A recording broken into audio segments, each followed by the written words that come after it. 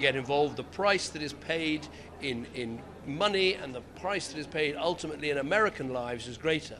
But I'd also make this argument, which is that if Putin were to eke out a win, that wouldn't be just celebrated in the Kremlin, it would also be celebrated by the Chinese leadership too. Many Americans, many American congressmen care deeply about their security vis-à-vis China, and making sure Ukraine can defend itself and can defend its sovereignty and its territorial integrity is vital in that battle too. Can I briefly follow up on Israel, Palestine? Can we take another question from here, then maybe I'll come back? Thank you, sir. This is Sherifa Chitin from Anadolu. According to the latest figures regarding arms exports, in 2022, the UK granted 114 standard export licenses to Israel, and the new figures have not been released yet. Do you plan to suspend arms exports to Israel? And considering the ICJ provisions against Israel, do you fear UK may be complicit in war crimes and it's committed by Israel in Gaza due to its assistance? Thank you. We have one of the strictest systems for arms exports anywhere in the world, and everything has to happen in light of the position under international humanitarian law, which we review on a regular basis and will continue to do so. Sir? Thank you, Minister. What about the crisis in Ukraine that you're trying here at the Security Council many times to resolve? Don't you think that what's been stalling for the crisis in the Middle East is being damaging your effort for the Ukraine-Russia crisis? Means the imbalance that the world see in the West acting in one front compared to the other one. I completely reject this idea that in any way Britain or our allies are guilty of double standards. I don't think the two situations are analogous at all. In Ukraine, it was an invasion by Russia, plain and simple, with no justification. And if there's, I can't think of a clearer example in my lifetime of one country invading another with no excuse. When we look across to what is happening in Gaza, I absolutely agree that this is a terrible conflict. I want it to end as soon as it possibly can. But the crucial difference between the two, there was no October the 7th in Russia. There was no excuse for Russia to launch this invasion. Whereas, on the other hand, Israel does have a right to self-defense. What happened on October the 7th, when they lost almost 1,400 people from their own country in what was the biggest attack on Jewish people since the Holocaust, the biggest pogrom since the Holocaust, is a totally different situation. So I completely reject this idea that somehow we're guilty of double standards. We aren't. The two situations are not the same. Last question from Sky again. Thank you, Foreign Secretary. If I could follow up on Israel-Palestine, Prime Minister Netanyahu has released a somewhat coherent plan, as he would see it, for the day after. It doesn't seem to chime very much at all with what the Americans or the British or the Europeans want. Well, I think what we need, once we can get this pause, and I hope this pause in the fighting comes as soon as possible, what we need is for the hostages to be released. We need a new Palestinian Authority mandated government, perhaps a technocratic government. We're going to need a new political horizon for the Palestinian people so they can see the pathway to a two-state solution. But we're going to need those responsible for October the 7th, the Hamas leadership, to leave Gaza, and we're going to need to see the infrastructure of that terror dismantled. I mean, fundamentally, if you think about it from both sides, Israel needs to see that its security is guaranteed. The Palestinian people need to see there is the prospect of a Palestinian state so they can live in dignity. Those two things are the key. And if they're not in a plan, then I don't believe that plan will work. Thank you very much.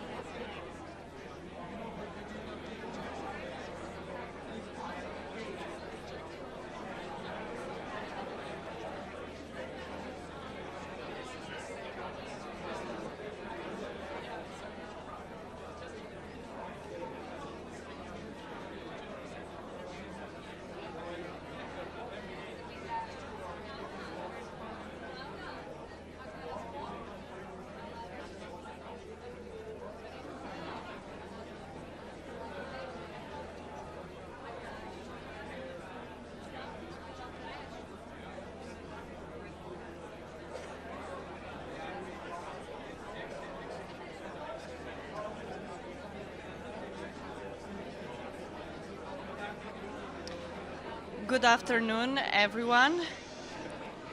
Please allow me to introduce you to Her Excellency Tanja Fajon, Deputy Prime Minister and the Minister of Foreign and European Affairs of the Republic of Slovenia. Please. Thank you very much. Good afternoon in the name of my government, Republic of Slovenia. Slovenia is a member of Security Council, and it's very important for us to be today here in United Nations to remind us that there is one country in Security Council that violates the UN Charter and the international law. We are coming from the region, and we stand with Ukraine. We do understand from our history what it means if someone by force tries to take your land away, or by force try to change internationally recognized borders.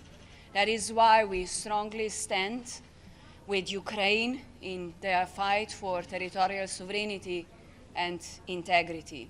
And we also want to do everything to support any endeavor that is there to end the war and bring to peace to Ukrainians.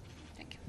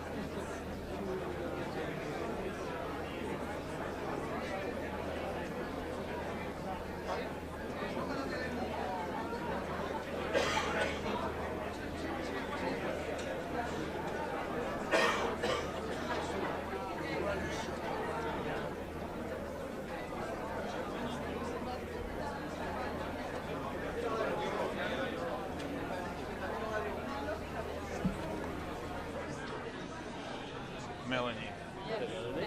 Can I have this beautiful and smart? Yeah, thank you. Thank you. You want to smoke a cigar? Yeah, I needed it. How are you? Good? Did you get some sleep?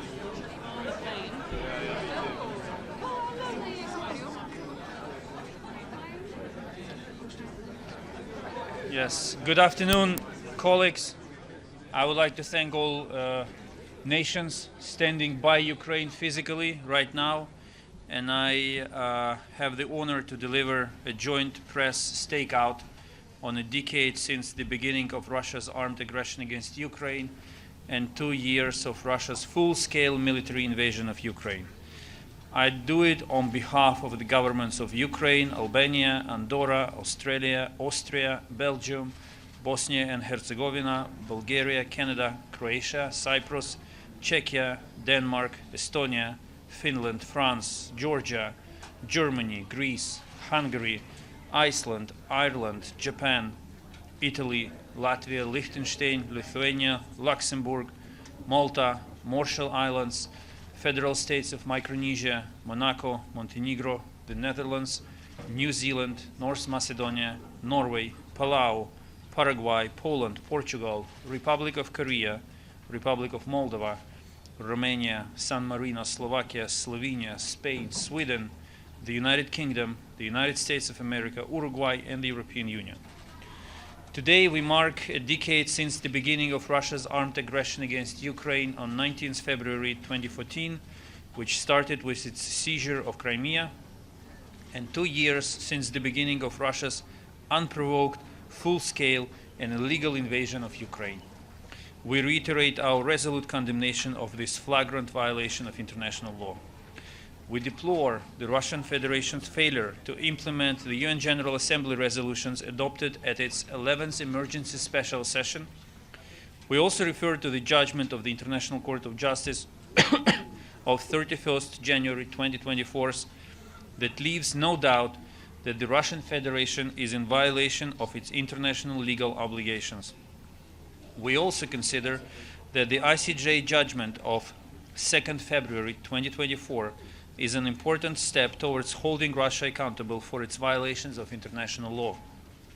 We reiterate that the ICJ order on provisional measures of 16 March 2022 obliges Russia to immediately suspend the military operation that it commenced on 24 February 2022 in the territory of Ukraine, remains legally binding and must be implemented by the Russian Federation. We are appalled by Russian forces' attacks striking civilians and civilian infrastructure of Ukraine, which may constitute war crimes. We re-emphasize that indiscriminate attacks are prohibited by international humanitarian law. We also condemn continued military support for Russia's war of aggression, including by Iran, Belarus, and DPRK. We urge all countries not to provide weapons and to restrict exports of all items critical to the military to Russia for its war of aggression against Ukraine.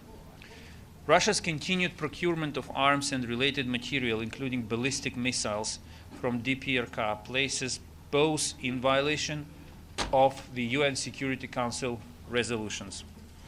The Russian Federation's actions undermine the credibility of the Security Council and its resolutions, exacerbate regional tensions, and endanger us all. Today we gathered to reaffirm our solidarity with the people of Ukraine, pay tribute to all those who have sacrificed their lives in the defense of the freedom and independence of Ukraine, and express our deepest sympathy and condolences to the families of the victims of the ongoing Russian aggression against Ukraine.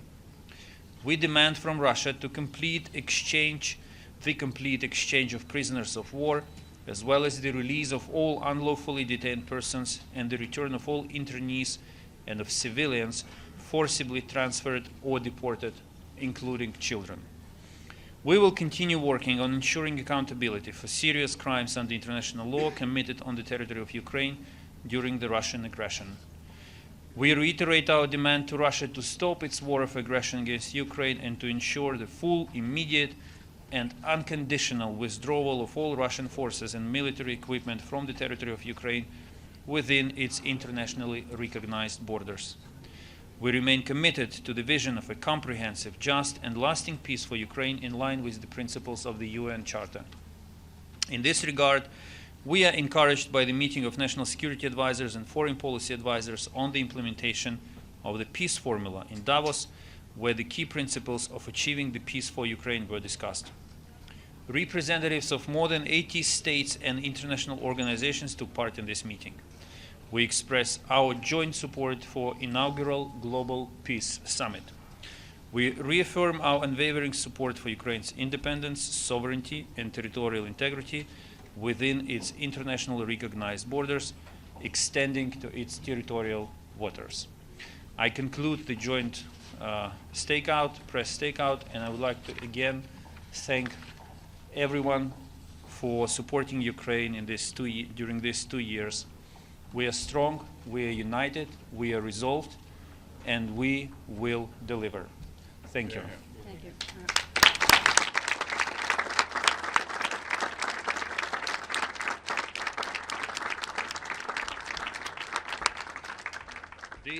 This concludes our joint press stakeout. Thank you. Let's proceed to the meeting. Bravo.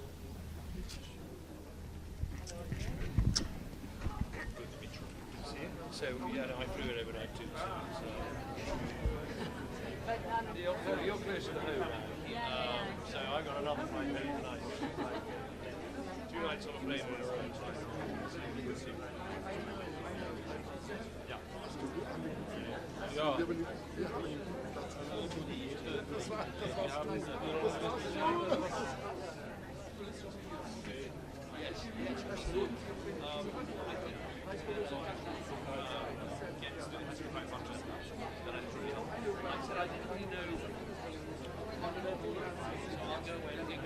Ideas for how you do it.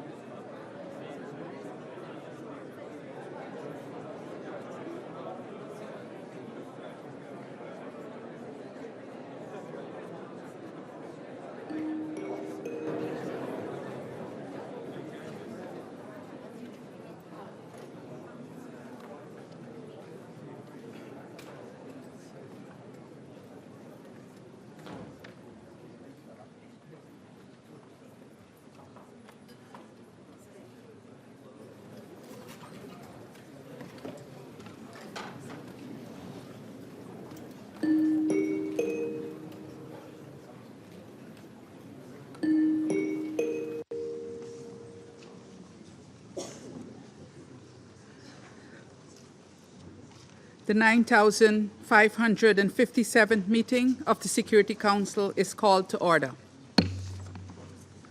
The provisional agenda for this meeting is maintenance of peace and security of Ukraine. The agenda is adopted.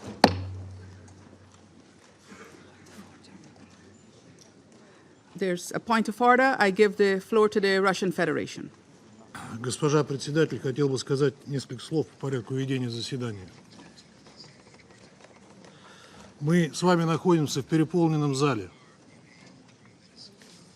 Переполнен не только зал, но и список выступающих не членов Совета Безопасности, которые именуют себя министрами иностранных дел европейских стран. В ЕС, за редким исключением, нет самостоятельной страновой внешней политики. Соответственно, нет и министра иностранных дел, а есть чиновники, выдающие себя за таковых. Вся внешняя политика Евросоюза находится в руках Брюсселя, а Брюссель, в свою очередь, находится в руках Вашингтона. Ответьте мне на риторический вопрос. Какую добавленную стоимость будут иметь написанные под копирку выступления этих чиновников, кроме возможности покрасоваться на телеэкранах своих стран, выражая безоговорочную и непоколебимую поддержку своим киевским клиентам?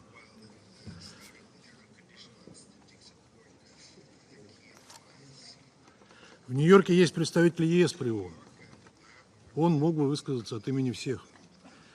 Ведь в ЕС общая внешняя политика и политика в области безопасности. Что вы способны добавить к этому? Ну, расскажите тогда уж о поставляемом вами оружии преступному киевскому режиму, которому обстреливает не военные цели, а мирное гражданское население российских городов. А представитель Великобритании пусть нам поведает, как его бывший премьер Борис Джонсон отговорил киевские власти заключить уже парафированное в апреле 2022 года мирное соглашение с Россией, вдохновив Киев продолжать боевые действия и обрекший на смерть десятки тысяч несчастных украинцев, брошенных на фронт в качестве пушечного мяса. Кстати, а где вы все были вчера, когда Совет обсуждал ближневосточное урегулирование и ситуацию в Газе? Где, кстати, был генеральный секретарь ООН? Хочу напомнить, что ни одна из стран Евросоюза и вообще Запада ни разу не выступила с инициативой созыва хотя бы одного заседания по Газе,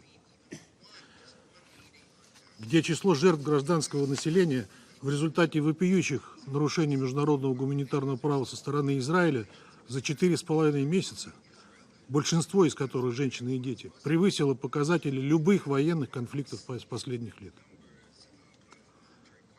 Это более чем красноречиво говорит о вашем лицемерии и двойных стандартах. Хочу заранее предупредить, я не буду слушать ритуальные заклинания представителей европейских столиц.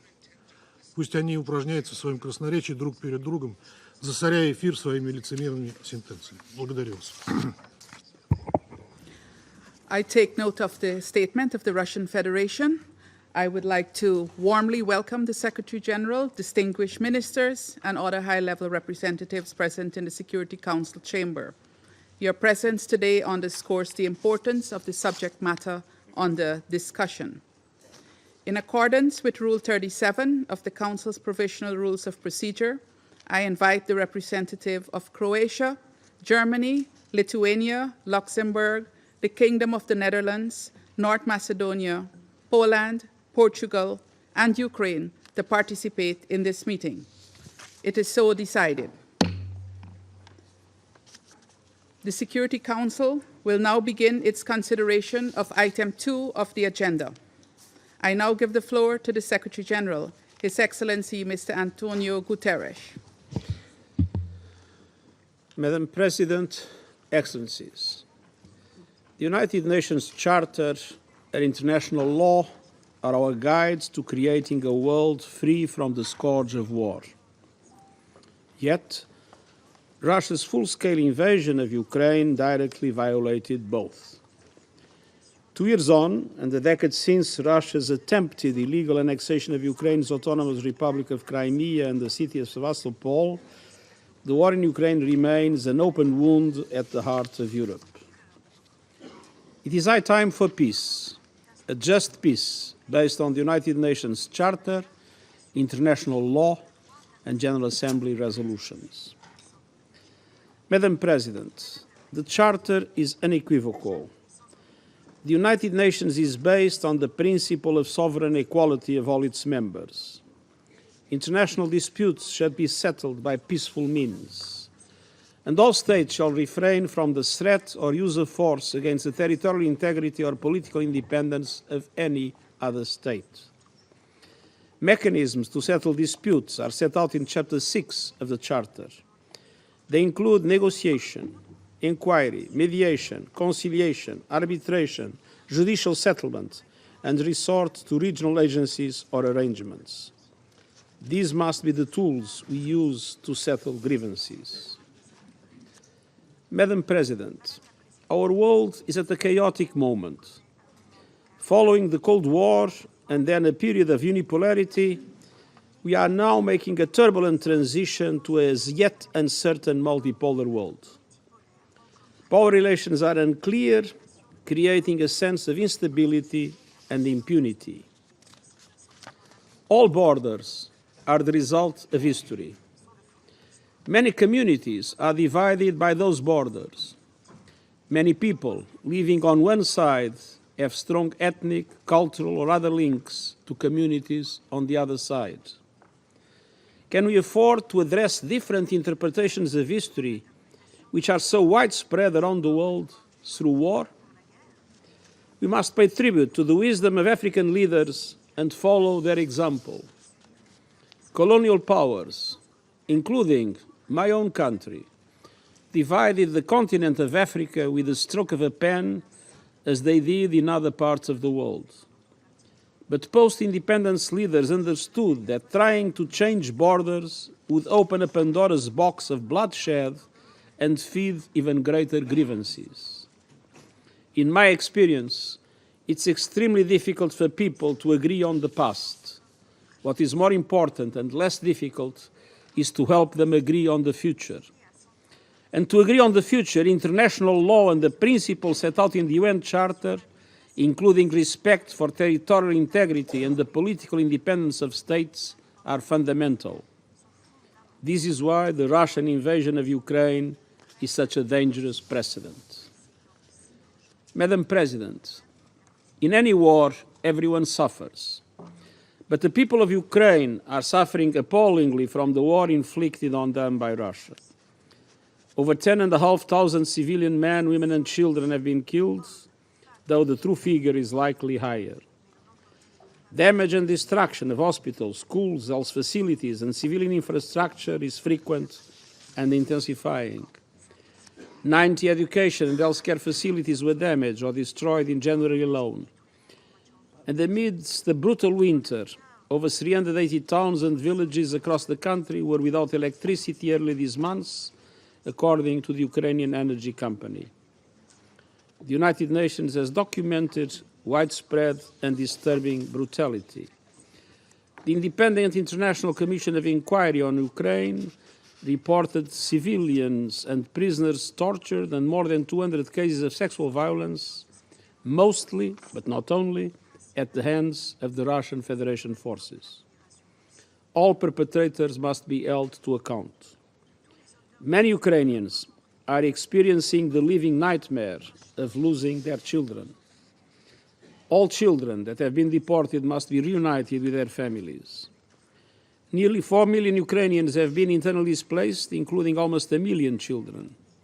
And over 14.5 million people inside the country need humanitarian assistance. Humanitarian aid programs carried out by the United Nations and our partners, particularly our Ukrainian partners, reached 11 million people last year. That included providing life-saving food, water, healthcare and shelter, as well as working to remove the deadly explosives that litter the Ukrainian landscape. Yet, access to around 1.5 million people is extremely restricted. That must change. Attacks against humanitarians and civilian infrastructure must stop.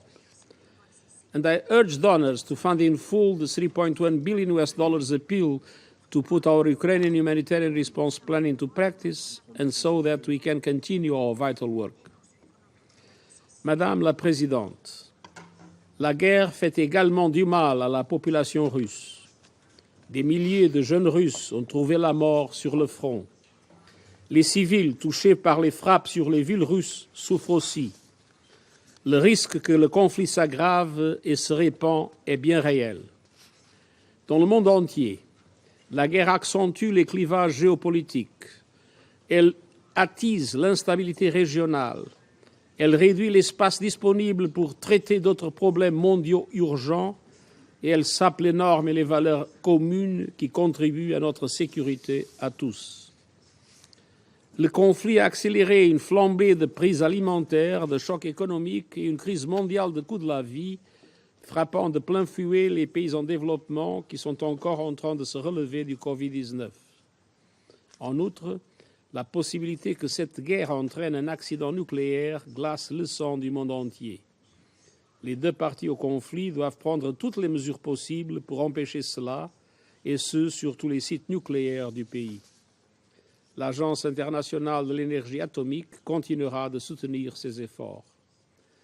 Nous continuerons également à pousser en faveur de la liberté et de la sûreté de la navigation en mer Noire et que les denrées alimentaires et les engrais ukrainiens et russes, dont le monde a tant besoin, puissent atteindre le marché international sans restriction.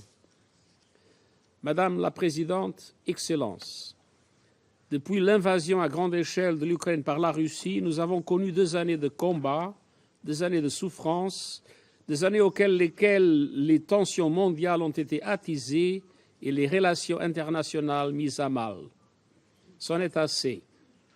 Le mépris de la Charte était à l'origine du problème, le respecter en est la solution. Cela veut dire respecter la souveraineté, l'indépendance, l'unité et l'intégrité territoriale de l'Ukraine dans ses frontières internationalement reconnues. Il est temps de réaffirmer notre attachement à la Charte et de faire preuve d'un respect renouvelé pour le droit international. Telle est la voie de la paix et de la sécurité en Ukraine et dans le monde entier, et je vous remercie. I thank the Secretary General for his briefing. I now give the floor to the members of the Council. I now give the floor to Her Excellency Ms. Tanja Fajon, Deputy Prime Minister and Minister for Foreign and European Affairs of Slovenia. Thank you, Madam President. I would also like to thank the Secretary General for his, as always, lucid, frank and insightful briefing. Madam President, it has been 2 years of death and destruction for Ukraine and its people. 2 years of international humanitarian law violations. 2 years of human rights violations. 2 years of aggression. To add to this grim picture, this week also marks 10 years since the illegal annexation of Crimea. While being aware of repetitiveness, I want to seize the opportunity of sitting in this chamber, representing a UN Security Council member, to condemn once again the Russian aggression against Ukraine in blatant violation of the UN Charter and Helsinki Final Act on inviolability of borders in Europe. Slovenia expresses full support for Ukraine's independence, sovereignty, and territorial integrity. While Ukraine has been attacked with artillery shells, drones, and ballistic missiles, the rest of the world has been attacked with narratives, particularly on how this war started and why it was inevitable to start. Let me provide you with our own perspective, a perspective of a country committed to peace and peaceful settlement of international disputes. A perspective from the Security Council member from the region that is being destabilized by the war. My country believes that Russia is displaying a complete disregard for the UN Charter, just as it is displaying a complete disregard for the vast corpus of international law and key agreements that provided for European and international stability and security. It is resulting in lives being lost, families being torn apart, and infrastructure being destroyed. And there is no alternative story that can be told. No compelling additional narrative to be shared, just a story of death and destruction. Regardless of our vicinity, we did not see this war coming.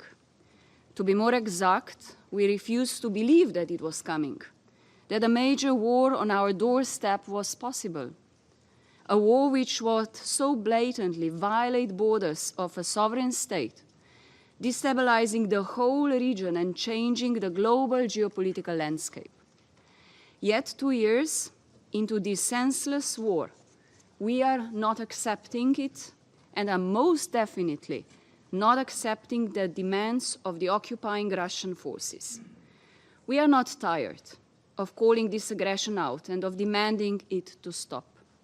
We will spare no effort in pursuing full accountability for the long list of atrocities and other international crimes. Madam President, Slovenia applauds the Ukrainian nation for its bravery and resolute defense of their motherland.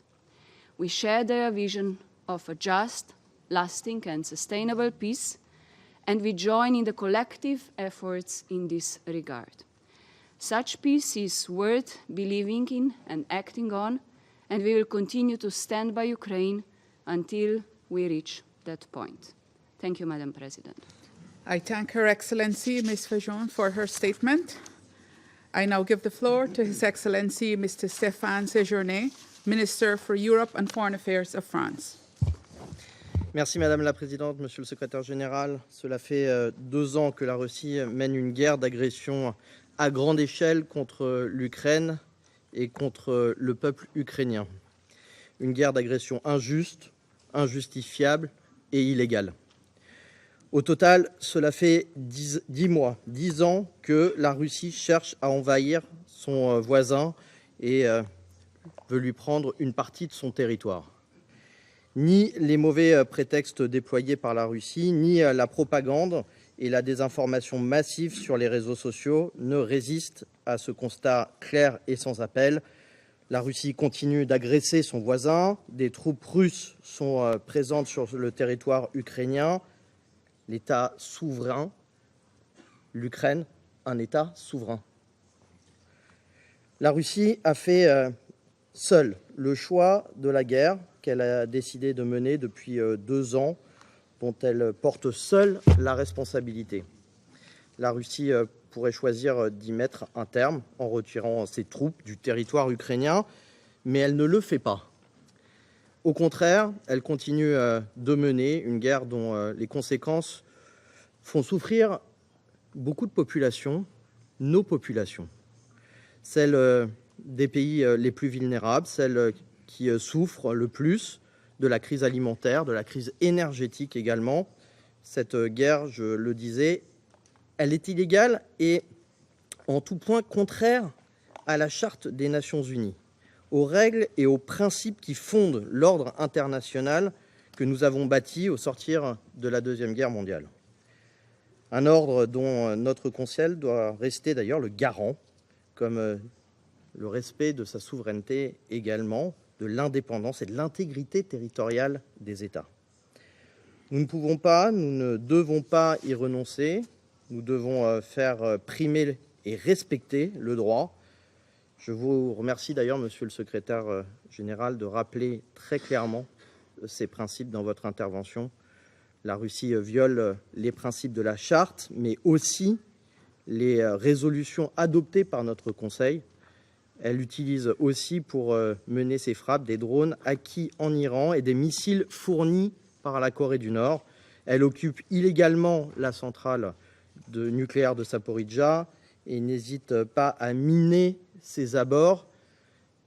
Cela accroît de manière irresponsable d'ailleurs le risque d'incidents et d'accidents nucléaires.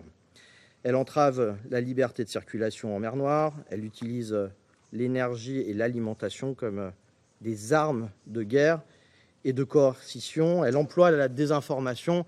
Et là, monsieur le représentant de la Fédération de Russie, je ne peux pas vous laisser dire que les ministres ne se sont pas réunis sur Gaza. J'ai moi-même présidé au niveau ministériel une réunion hebdomadaire sur ce point-là, en présence de nombreux ministres de l'Union européenne. La guerre de la Russie est illégale aussi parce que ces troupes violent massivement le droit international humanitaire et les droits de l'homme. Illégale, la guerre russe l'est aussi inhumaine. Je veux redire ici notre condamnation la plus ferme au massacre de civils, des viols et des tortures utilisées comme armes de guerre, des déportations d'enfants ukrainiens. Ces crimes ne doivent pas rester impunis. C'est d'ailleurs tout le sens des 2 mandats d'arrêt émis par la Cour pénale internationale l'an dernier. Tout cela, la Russie veut le faire aussi oublier. Elle veut nous persuader de ses victoires inéluctables et elle veut que nous renoncions à défendre notre sécurité et nos valeurs. Elle échouera sur ce terrain et sur d'autres. D'abord, la Russie est en échec sur le point militaire et sur le point de vue militaire, après 2 ans de pertes immenses au prix de pertes humaines par centaines de milliers, au prix d'une répression interne sans merci contre les voix qui disent l'absurdité de cette guerre, au prix d'une économie en déclin malgré des statistiques faussées. Elle stagne sur le terrain militaire et recule en mer Noire. Elle échouera aussi à nous décourager. Dès lundi, la France réunira autour du président de la République les pays déterminés à accroître le soutien à l'Ukraine et à répondre à la menace que la Russie fait peser sur leur sécurité. Solidarité, nous sommes donc pleinement mobilisés pour l'Ukraine. L'Ukraine exerce sa légitime défense. Elle défend son existence même et sa liberté, notamment face à l'envahisseur. Et pourtant, l'Ukraine seule cherche la paix et propose des initiatives en ce sens avec le plan du président Zelensky. La France et l'Europe continuera unies à soutenir là aussi ce plan de soutien et de ce plan de paix que propose le président Zelensky. Voilà, monsieur le secrétaire général, madame la présidente, notre Conseil doit être uni autour d'un objectif, que notre charte s'impose partout, à tous. Dans cette guerre, c'est la victoire de notre charte qu'il faut rechercher par la mise en échec de la Russie. Je vous remercie. I thank His Excellency Mr. Séjourné for his statement. I now give the floor to His Excellency Lord David Cameron, Secretary of State for Foreign, Commonwealth and Development Affairs of the United Kingdom. Thank you, Madam President and Mr. Secretary General. We meet 2 years since Vladimir Putin ordered a wholly unprovoked invasion of a sovereign member of the United Nations. Airstrikes at dawn, tanks rolling across the border, preposterous claims that this was not a declaration of war. And in many ways, the most remarkable thing was the total lack of any justification whatsoever, or of any threat from Ukraine. The abject disregard for the laws that bind nations and for the principles of this United Nations. The brazenness with which Putin still claimed this was somehow legitimate. Days after February the 24th, the United Nations General Assembly declared that the invasion was wrong and that Russia must withdraw immediately. 2 years on, this has not changed. And so today I want to pose 2 questions. My first to the Kremlin. My first visit as Foreign Secretary was to Ukraine. I stood in the wreckage of Odessa's bombed-out cathedral. I saw brave Ukrainians kissing loved ones goodbye as they left to defend their homeland.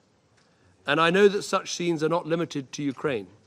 Russian mothers, too, have had to bid farewell to Russian sons. Russian cities, too, now bear the scars of war. So my question to Putin is simple. Why? His government claims this to be a battle between brothers. What twisted form of brotherhood is this for which so many lives must be ruined.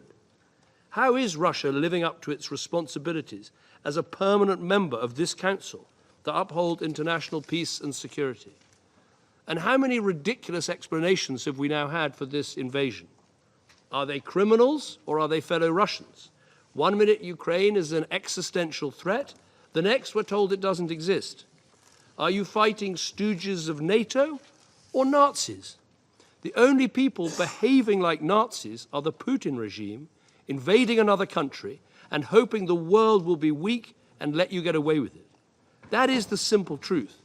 Putin believes he can take territories, redraw borders, exercise force to build his empire, and we must not let this stand. We know Ukraine's answer. We saw the courage of President Zelensky 2 years ago.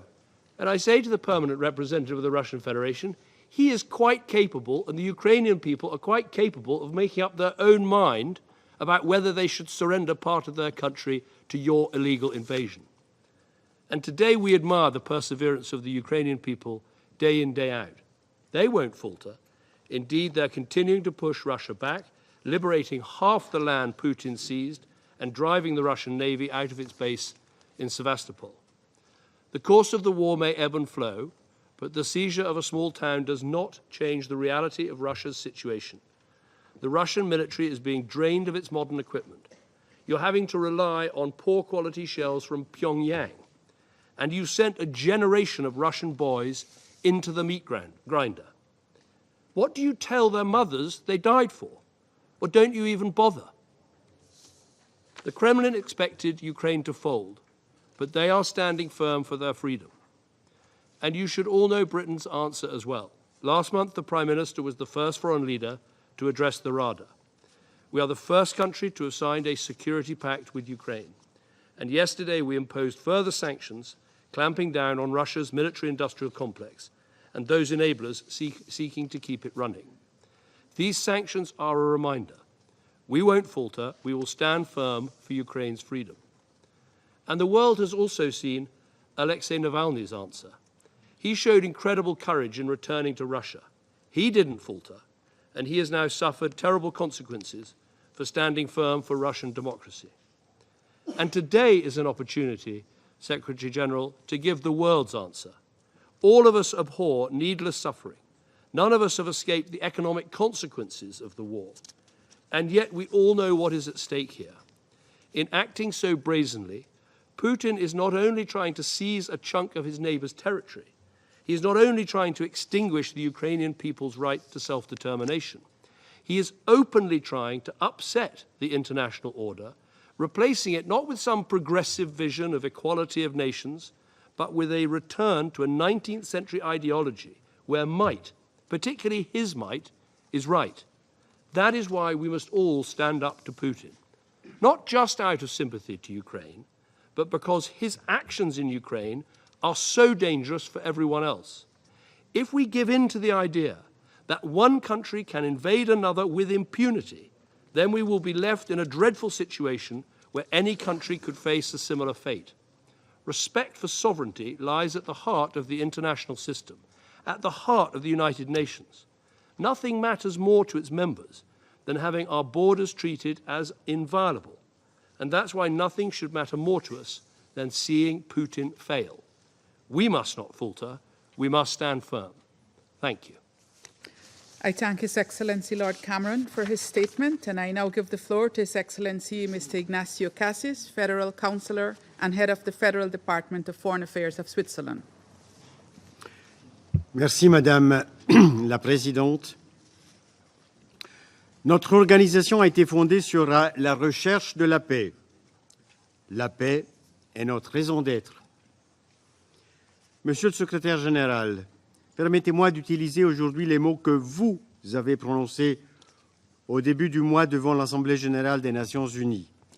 La paix est notre raison d'être. La Suisse partage profondément cette vision. Le slogan de notre candidature au Conseil de sécurité résonne ainsi: un plus pour la paix, a plus for peace. Ce plus symbolise également la croix blanche au cœur de notre drapeau rouge, incarnant notre engagement constant envers la construction et le maintien de la paix dans le monde. Chers collègues, malheureusement, au cours des 2 dernières années, le Conseil de sécurité n'a pas pleinement assumé sa responsabilité dans la garantie de la paix et de la sécurité pour l'Ukraine et son peuple. Nous avons, bien sûr, incessamment lancé des appels à la paix, à respecter le droit humanitaire international et à redoubler d'efforts pour mettre fin à ce conflit. Et aujourd'hui, les pertes humaines se chiffrent par milliers. Les personnes déplacées se comptent par millions. Et les familles déchirées ne se comptent plus. Les répercussions, tant en Europe que dans le monde, sont désormais évidentes sur les plans alimentaires, énergétiques, sécuritaires et ainsi de suite. Alors, chers collègues, que pouvons-nous faire? Et surtout, que faisons-nous? Que faisons-nous pour que la Charte des Nations Unies soit respectée? Que faisons-nous pour que les conventions de Genève cessent d'être violées? Que faisons-nous pour que l'humanité dans la guerre soit assurée et pour que la paix soit rétablie? Une chose est certaine, malgré toute la frustration engendrée par cette guerre, voire par toutes les guerres, nous ne devons pas céder au pessimisme. Nous devons plutôt analyser et agir en fonction des faits pour trouver tout chemin menant vers la paix. À la lumière de notre histoire de Nations Unies. Madame la Présidente, Excellences, dans cette salle, nous sommes les gardiens de la paix. Nous portons ensemble la responsabilité de cet idéal, décidé il y a 3/4 de siècle.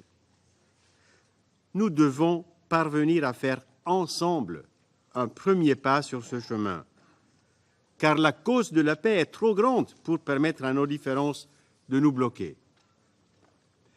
En janvier dernier, aux marges du World Economic Forum de Davos en Suisse, et à la demande de l'Ukraine, la Suisse a exprimé son engagement à organiser une conférence de haut niveau sur la paix en Ukraine.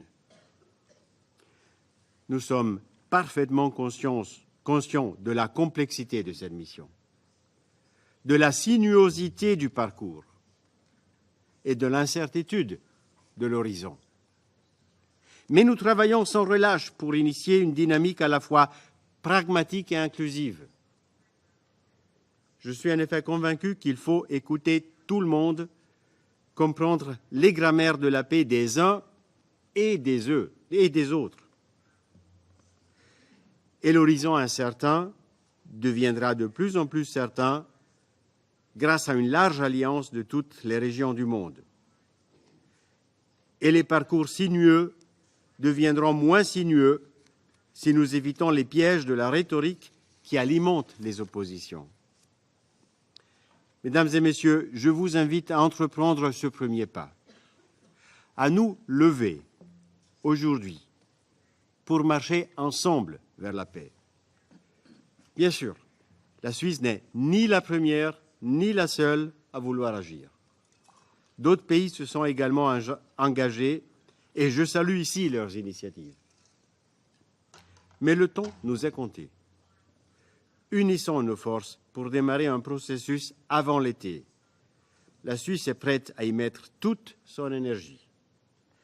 Même si la demande vient d'une seule partie, l'Ukraine, et alors que mon pays condamne l'agression militaire russe, c'est aujourd'hui notre effort collectif qui est demandé.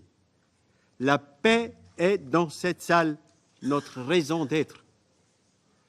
Une conférence de haut niveau sur la paix en Ukraine est un premier pas, insuffisant à lui seul, mais indispensable pour commencer. D'autres nations pourront également prendre la relève, j'en suis persuadé.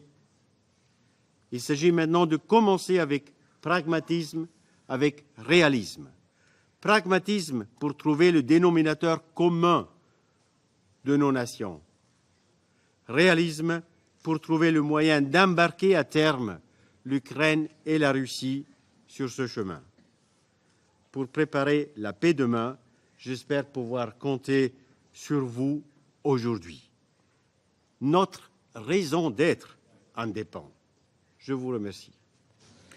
I thank His Excellency Mr. Cassis for his statement, and I now give the floor to His Excellency Mr. Cho Tae-yul, Minister for Foreign Affairs of the Republic of Korea.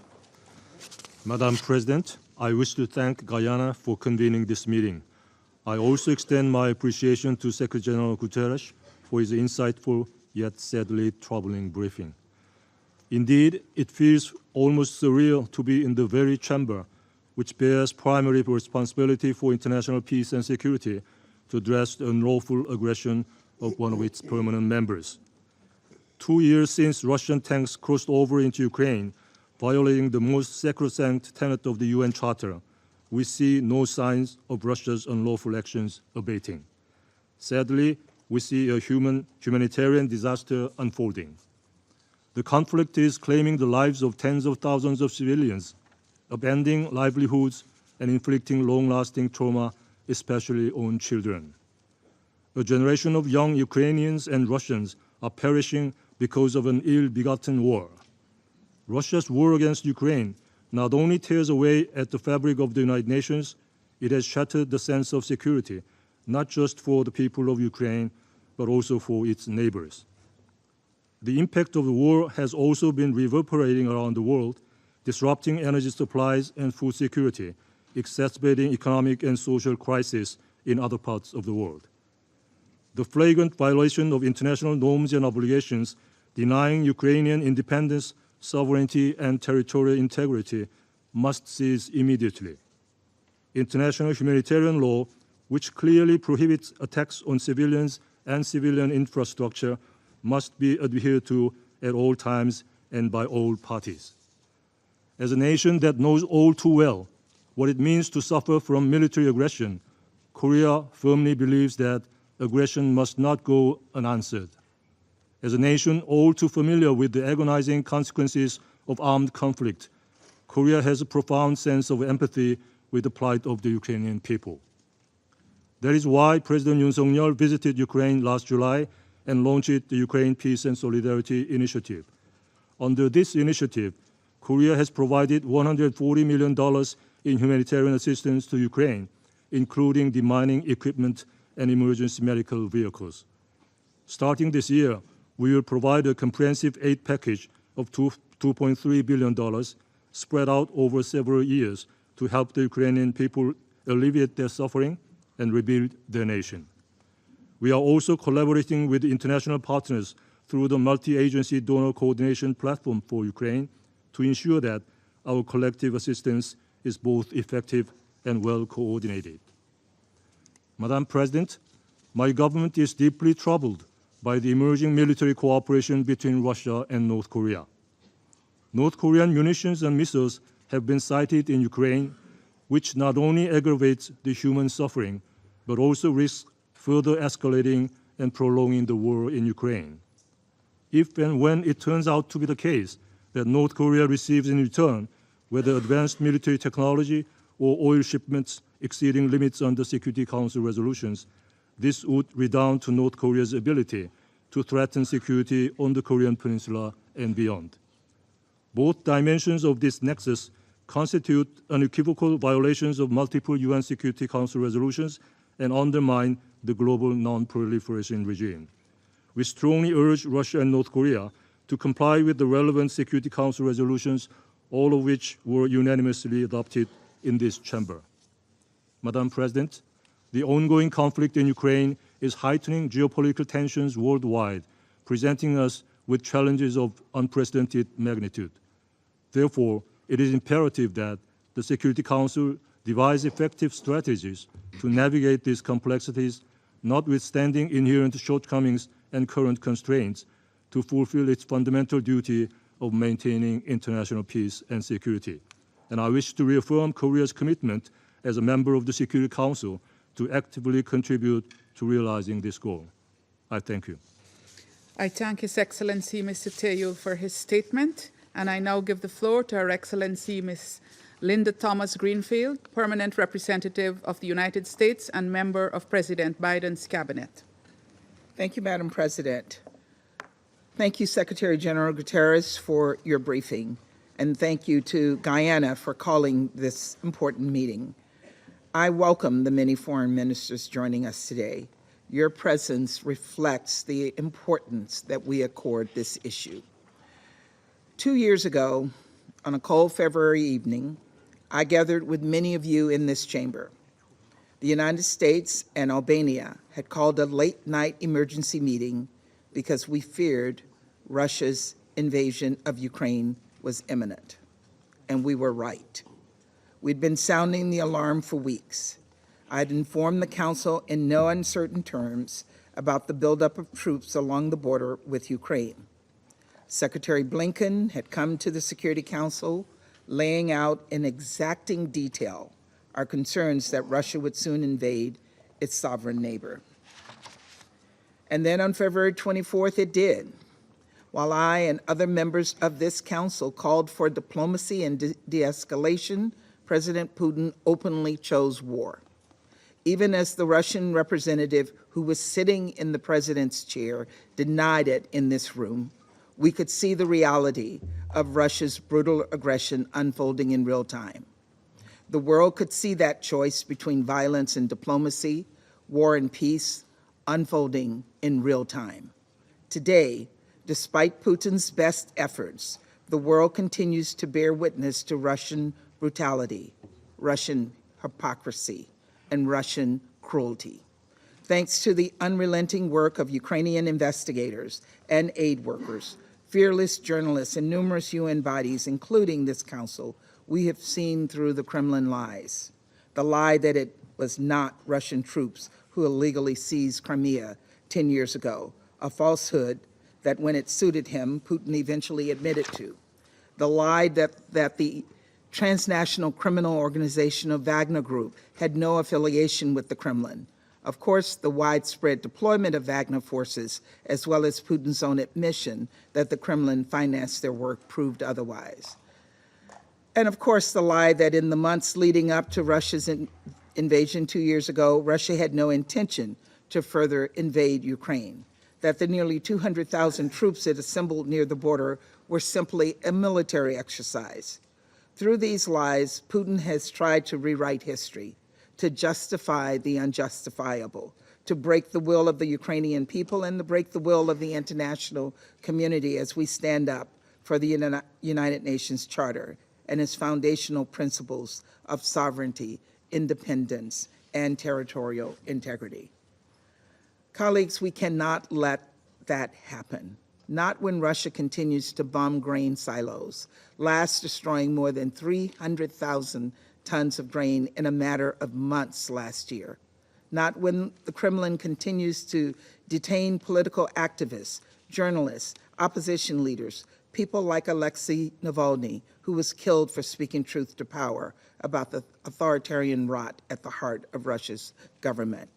Not when Russian forces have committed war crimes and crimes against humanity in Ukraine, including summary executions, torture, and sexual violence. And not when hundreds of thousands of Ukrainian civilians have been deported to Russia or forcibly transferred within Russia-occupied territories of Ukraine. Babies as young as a few months old, whose Ukrainian identities Russia has stripped and whose futures they have permanently changed. The list of Russian violations and abuses could, unfortunately, go on and on. This senseless war has worsened a global food insecurity crisis, roiled the global energy market, caused incalculable damages to our environment, and undermined the global nonproliferation regime. For 2 years, President Putin has been hell-bent on beating Ukrainians into submission. And yet, in the face of so much cruelty, so much trauma, so much death and destruction, the Ukrainian people have not been cowed. They have fought back, and they've done so effectively. Vastly outnumbered, they have not only defended their land, but their freedoms, their democracy, and their identity. And they have shown the world that community is a form of resistance. I think about the people setting up makeshift schools and bomb shelters, the medical professionals nursing orphans back to health, and then hiding these babies from Russians hoping to take them. The workers I met at a grain processing facility in Kyiv, people who risked their lives to feed the hungriest among us. For 2 years, Ukrainians have stopped Putin's quest to conquer their country, strip it of its independence, and absorb it into Russia, and while fighting to keep the world fed and warm. And so as a global community, we must support Ukraine to help Ukraine fight not only for peace, but for a just, lasting peace, rooted in the UN's Charter's fundamental principles of sovereignty, territorial integrity, and independence, a peace that, time and time again, Russia has rejected in favor of violence, destruction, and unlawfulness. Because let's be exceedingly clear here. If Russia puts down its weapons today, the war would end. If Ukraine put down its weapons, Ukraine would be over. Only one party is the aggressor in this war, and only one party can end it. That was true 2 years ago when this body gathered on that cold February night as the world turned upside down, and it's true today. So amidst so many bald-faced lies hurled at us from this chamber and from Moscow, we continue to stand with the people of Ukraine. And we continue to demand that Russia put an end to its campaign of cruelty, that it withdraw its troops from Ukraine's internationally recognized border and return the children taken from their homes, that it cease its unlawful procurement of ballistic missiles, launchers, and other arms from DPRK in violation of Security Council resolutions, and that it meets its responsibility as a member of this council and uphold the charter we have all sworn to protect. Today, President Biden announced new sanctions against Russia for its ongoing war of aggression in Ukraine and for the death of Alexei Navalny. We need to hold Russia accountable so that we need not mark any more tragic milestones like this one today, so that the brave, resilient people of Ukraine can finally see a just and lasting peace. Thank you, Madam President. I thank Her Excellency, Ms. Thomas Greenfield, for her statement, and I now give the floor to His Excellency, Mr. Tsuji Kyoto, State Minister for Foreign Affairs of Japan. Thank you, Madam President. I also thank Secretary General Guterres for his briefing. 2 years ago, Russia started its brutal aggression against Ukraine. And I join you today to strongly condemn Russia for continuing this aggression and hostility right up to the present day. Madam President, we condemn in the strongest terms Russia's aggression against Ukraine. This blatant violation of international law, including the UN Charter, cannot be justified. The sovereignty and territorial integrity of Ukraine must be respected.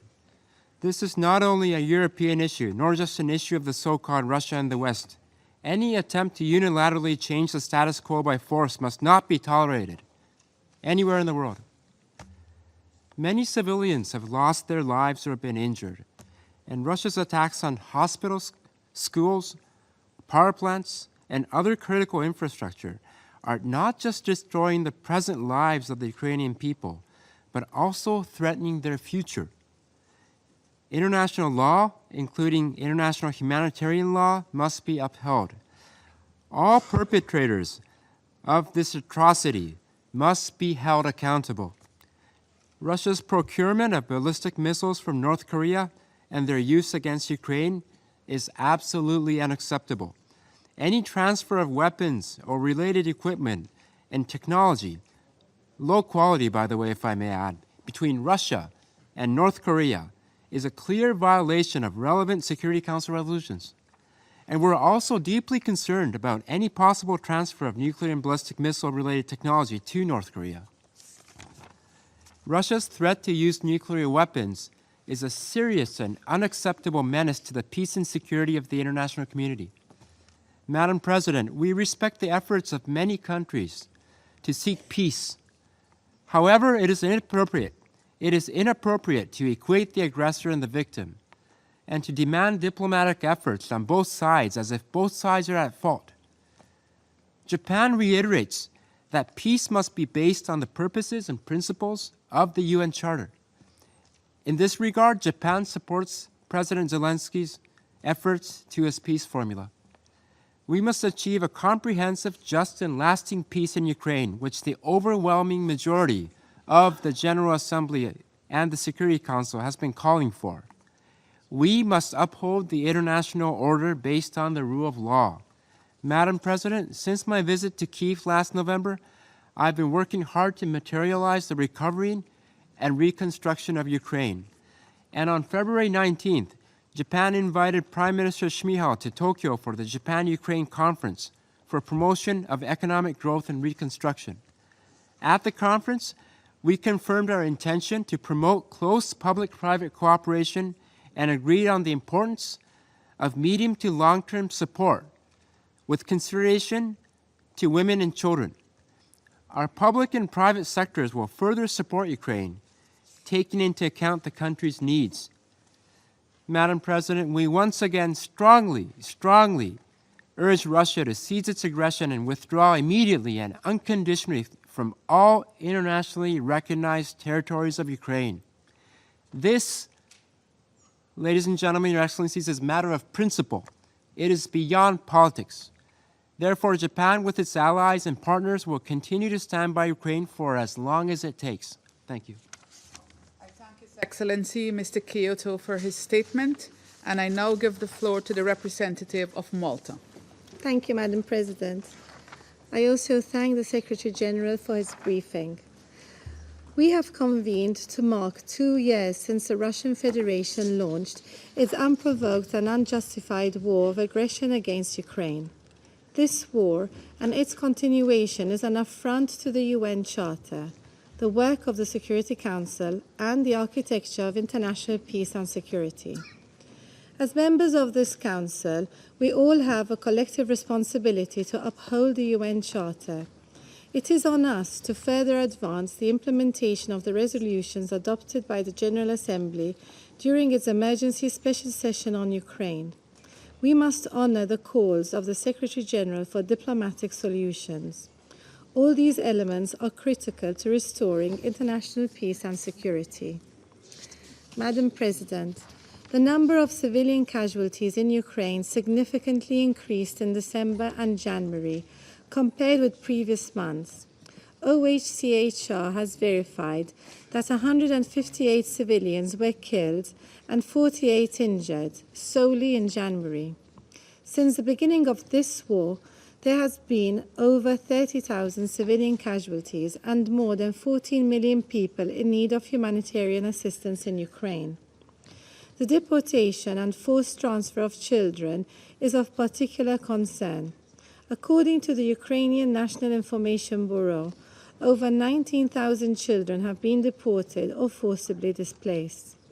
In this regard, Malta recalls the Independent Commission of Inquiry established by the Human Rights Council, as well as the Secretary General's annual report on children in armed conflict, which shed a light on Russia's violations against children. The consequences of this conflict have also impacted women and girls. They have been disproportionately impacted, since they are at far greater risk of gender-based and conflict-related sexual abuse. Despite the horror and trauma that many have experienced over the past 24 months, Ukrainian women and girls have shown remarkable courage and resilience. Millions of them are playing a crucial role in providing humanitarian aid. Madam President, Malta is firmly committed to international law and the UN Charter. We therefore reaffirm our strong support towards all ongoing accountability processes. These include the important work of the International Court of Justice and the International Criminal Court. Those responsible for the crimes committed in Ukraine must be held accountable. There can be no lasting peace without justice. We must also not forget that by terminating the Black Sea Grain Initiative, Russia has also taken the world's population hostage by blocking Ukrainian grain exports, all the while stealing grain from occupied Ukrainian territories and destroying Ukrainian grain facilities. In the face of this unilateral blockade, the EU has strengthened its support to Ukraine and to the global food security. The EU will keep on investing in the Solidarity Lanes Action Plan, which has allowed Ukraine to export 67 million tons of grain, oilseeds, and related products since May 2022. In closing, Madam President, Malta will continue to support all efforts to address the consequences of Russia's aggression. We also reiterate that the only step towards a just and lasting peace would be for Russia to immediately cease all hostilities and unconditionally, completely withdraw all its forces and military equipment from the entire territory of Ukraine within its internationally recognized borders. Thank you. I thank the representative of Malta for her statement, and I now give the floor to the representative of the Russian Federation. Госпожа председатель, сегодняшнее заседание, созванное по инициативе ряда западных делегаций, это дежавю. Год назад в этом же зале мальтийское председательство собрало аналогичный ритуальный спектакль по поводу годовщины начала нашей специальной военной операции, на который слетелись европейские министры, чтобы зачитать под копирку написанные антироссийские тезисы. Год назад у западного блока было модным рекламировать свои псевдомирные инициативы, которые, по сути, сводились к лукавому орвелловскому оксюморону «Война – это мир». При этом Запад откровенно внушал явно не блещущему стратегическим мышлением Зеленскому опасную и абсурдную иллюзию о том, что при западной поддержке он сможет одержать победу над Россией на поле боя. Особенно старался некий господин из прекрасного сада, для которого все, кто не относится к золотому миллиарду, сорняки.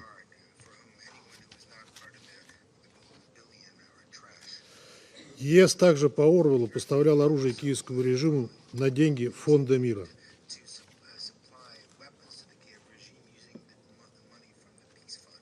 С тех пор прошел еще один год. Украина вдрызг провалила разрекламированное ею контрнаступление, но Запад все равно продолжил накачку киевского режима оружием, поощряя его бросать все больше жизней украинцев в пламя конфликта, который в США уже, отбросив любые приличия, стали называть выгодным бизнес-проектом. Настолько прибыльным он оказался для военно-промышленного комплекса. Параллельно настойчиво продвигался некий процесс по обсуждению совершенно тупиковой псевдомирной формулы, на разнообразные сходки в рамках которого то в Копенгагене, то в Давосе всяческими ухищрениями затаскивали страны глобального Юга и Востока, чтобы потом выдать это за широкую международную поддержку. При этом очевидно, что страны мирового большинства прекрасно видят реальную подоплеку этих интриг и совершенно не горят желанием играть роль статистов в них, равно как и осознают, что без России обсуждать что-либо бессмысленно. Что же этот год принес Украине? Новые, исчисляемые сотнями тысяч бессмысленные жертвы, назревающий коллапс экономики и глубочайший кризис государственности, так как для народа Украины все очевиднее полная неспособность и несамостоятельность руководства в Киеве.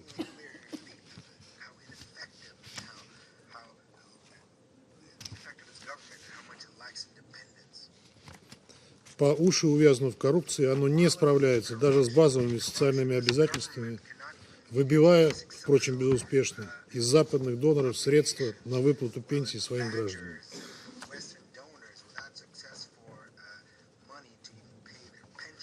Молодое, а теперь уже и немолодое поколение отлавливают на улице как скот и бросают в мясные штурмы, призванные показать западным спонсорам, что их вложения себя окупают. Мы сегодня услышали и еще услышим много пафосных слов. Однако на самом деле Запад заинтересован совершенно не в том, чтобы помочь Украине. Суть западной политики в отношении Украины недавно откровенно суммировала главный редактор британского издания «Экономист» Зенни Минтон-Бэдоус. Она заявила в телеинтервью, цитирую, «Дать Украине деньги – это самый дешевый способ для Соединенных Штатов укрепить свою безопасность. Это украинцы ведут бои, это их убивают. США и Европа поставляют им оружие. И делая это, мы противодействуем Путину». Конец цитаты. Расплачиваясь за свои интересы жизнями сегодняшних туземцев, украинцев, как они считают, Запад во главе с США в лучших неоколониальных традициях пытается решить свои геополитические задачи и не допустить того, чтобы Вашингтон потерял присвоенную самому себе роль мирового гегемона, или чтобы в мире укрепились другие мощные и самодостаточные полюса. Как бы то ни было, сегодня уже очевидно, что в этой войне по доверенности Соединенных Штатов, Евросоюза и НАТО против России руками украинцев Украина проигрывает.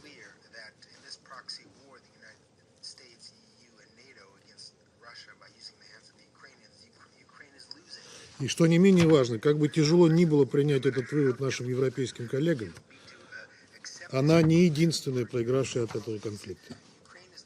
Ведь едва ли не главный проигравший – это сам Европейский Союз. Хотел бы, пользуясь случаем, обратиться к представителям стран Евросоюза. Вы так долго выстраивали европейский проект, гордились тем, что вам удалось сформировать общую внешнюю политику и политику в области безопасности. Мы помним те времена, когда Евросоюз лелеял планы на собственную геополитическую роль, имел особое мнение по целому ряду ключевых международных проблем. Поражает, как легко вырастали со всеми этими амбициями по команде, вернувшись в строй послушных сателлитов США.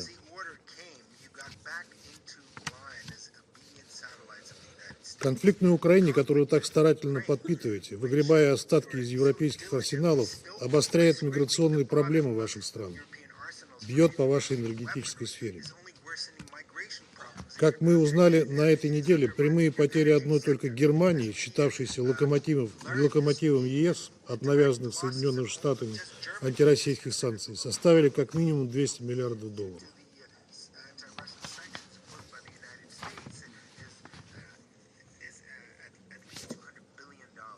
В чем тут, собственно, европейский интерес?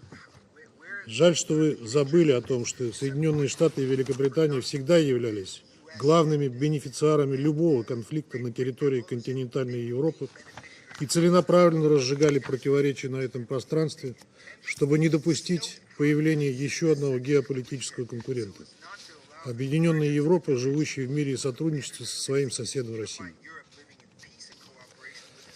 Вам последовательно, через проводивших американские интересы младоевропейцев, впрыскивали русофобский яд и в итоге полностью отравили.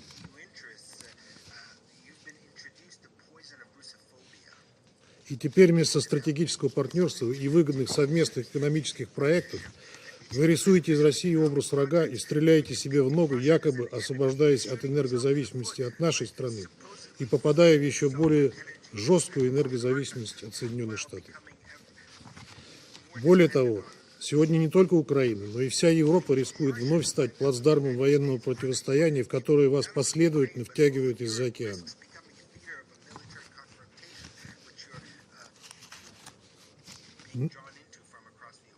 Нужно ли это населению европейских стран?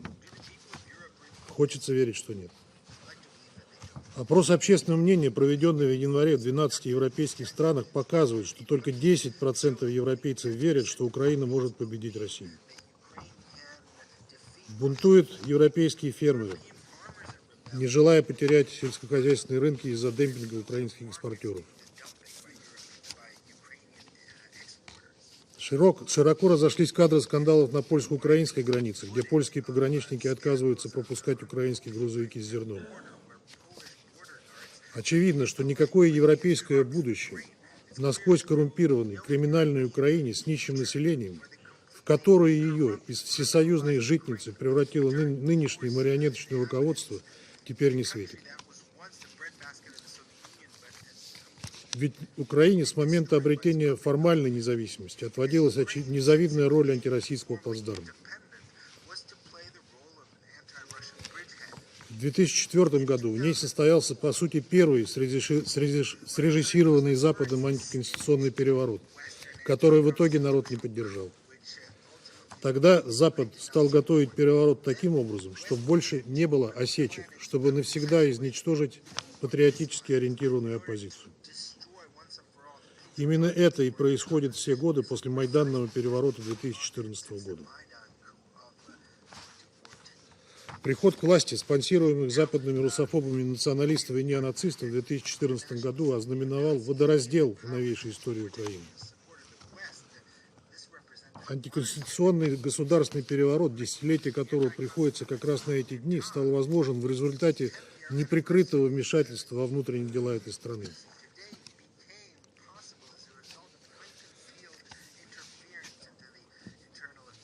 Таким образом, было положено начало форсированному втягиванию Киева в авантюрные проекты по нанесению России стратегического поражения, взят курс на игнорирование интересов и попрание прав жителей юго-востока страны.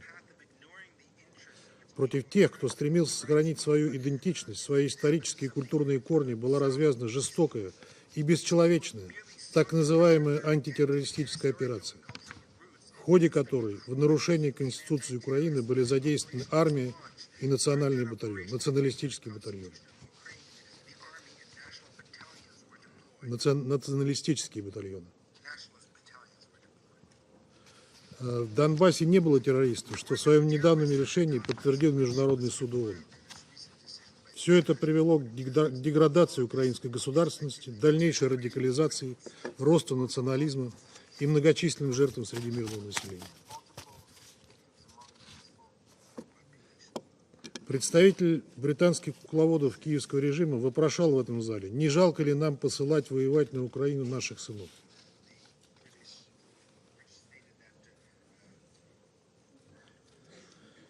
Вопрошал в этом зале, не жалко ли нам посылать воевать на Украину наших сынов.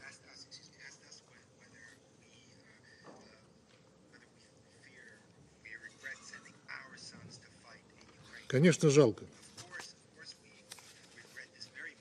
Жалко и несчастных украинцев, которых посылают умирать за геополитические интересы Запада.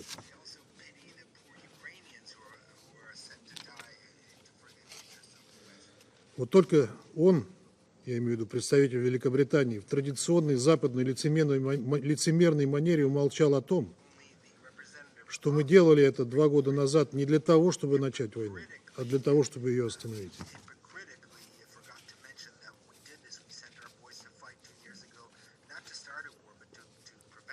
To finish it. Остановить войну, которую 8 лет вел поддерживаемый вами режим против мирного населения Донбасса.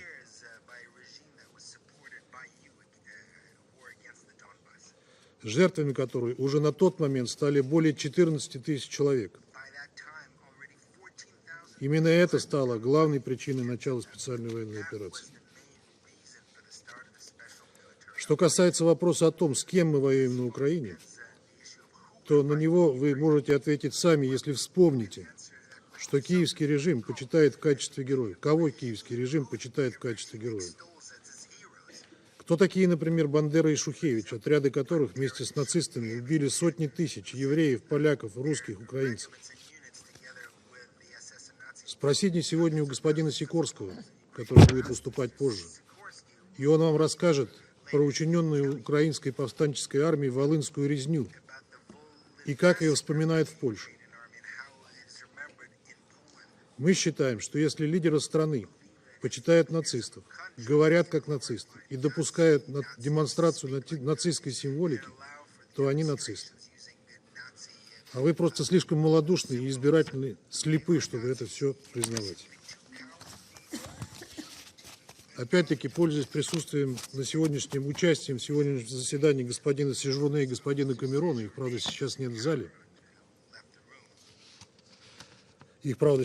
зале. Я хочу поднять еще одну, крайне неудобную с некоторых пор для наших западных коллег тему – Минские соглашения.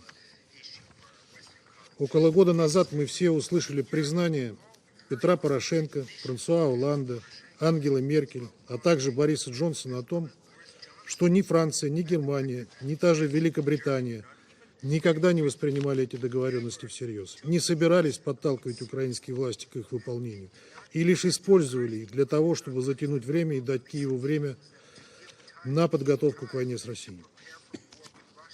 Это была, по сути, явка с повинной лидеров этих государств, открыто и даже с гордостью признавших факт умышленного нарушения ими резолюции Совета Безопасности 2202, которая закрепила Минские договоренности.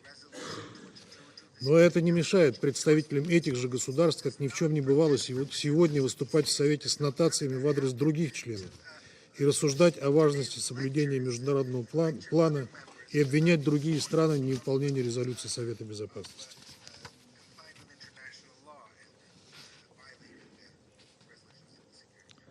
Точнее, они призывают к соблюдению международного порядка, основанного на правилах, ими же и для своей выгоды изобретенных.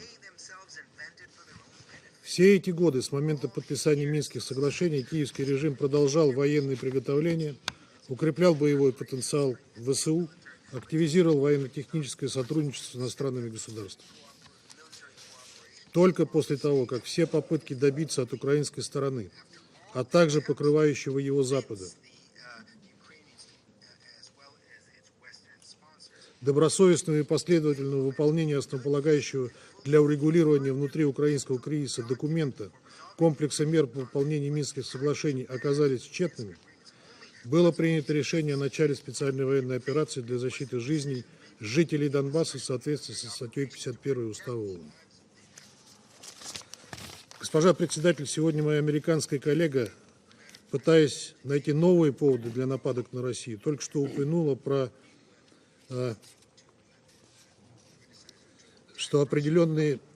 про осужденного за реальное уголовное преступление Алексея Навального, умершего в тюрьме по естественным причинам.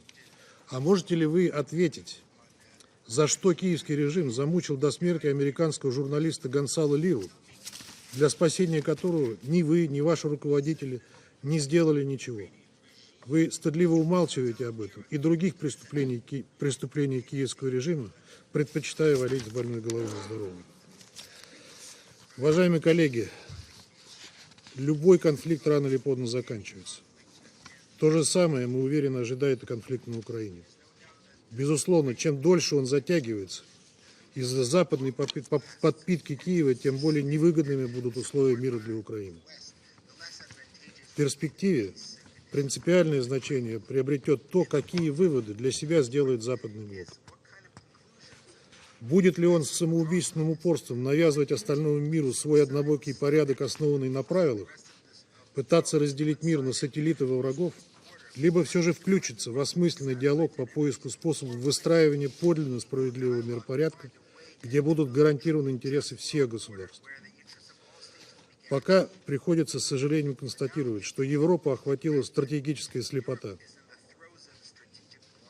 Она видит архитектуру евроатлантической безопасности через прицел, сама себе нагнетая страхи о российской угрозе, от которой ей надо обороняться, отказывая при этом России в ее законных оборонительных интересах.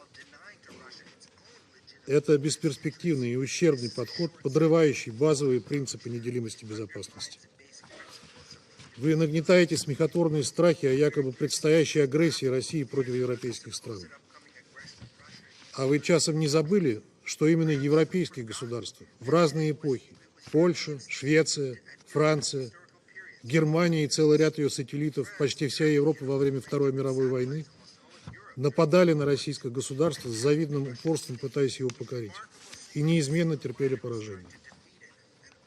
США пытались сделать то же самое в годы Холодной войны. Известна неблаговидная роль Великобритании, чья дипломатия веками изощренно стравливала между собой страны и народы, продолжает делать это до сих пор. Российская государственность сформировалась в условиях постоянной внешней угрозы. Наши миролюбивые западные коллеги очень не любят вспоминать тот факт, что именно России все время приходилось отражать западную агрессию. Но наш народ об этом прекрасно помнит. Знаем, что антироссийской пропаганде про мифическую российскую угрозу все меньше верят и общественность в западных странах.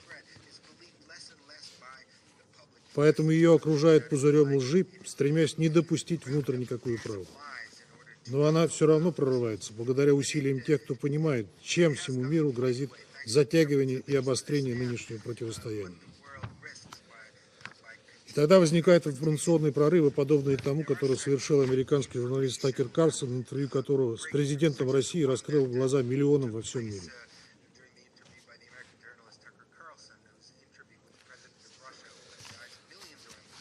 За горизонтом текущего момента все более важной становится дискуссия о справедливой и неделимой системе евроатлантической безопасности. В нынешнем искореженном виде она действует только для Соединенных Штатов и их союзников по НАТО, которые присвоили себе право вмешиваться в любые международные вопросы и внутренние дела других государств. Их база расположена на нашей границе в нарушении ключевых пониманий, окончивших эпоху Холодной войны. Западные лидеры обманули нас тогда и хотят продолжать обманывать нас и сейчас, ставя в абсолют право НАТО бесконтрольно расширяться и превращая в зону ответственности Альянса практически любой уголок мира. Хочу напомнить, что Россия предлагала предметный разговор о гарантиях безопасности еще в конце 2021 года, выдвигала НАТО и США конкретные предложения, но они их высокомерно отвергли.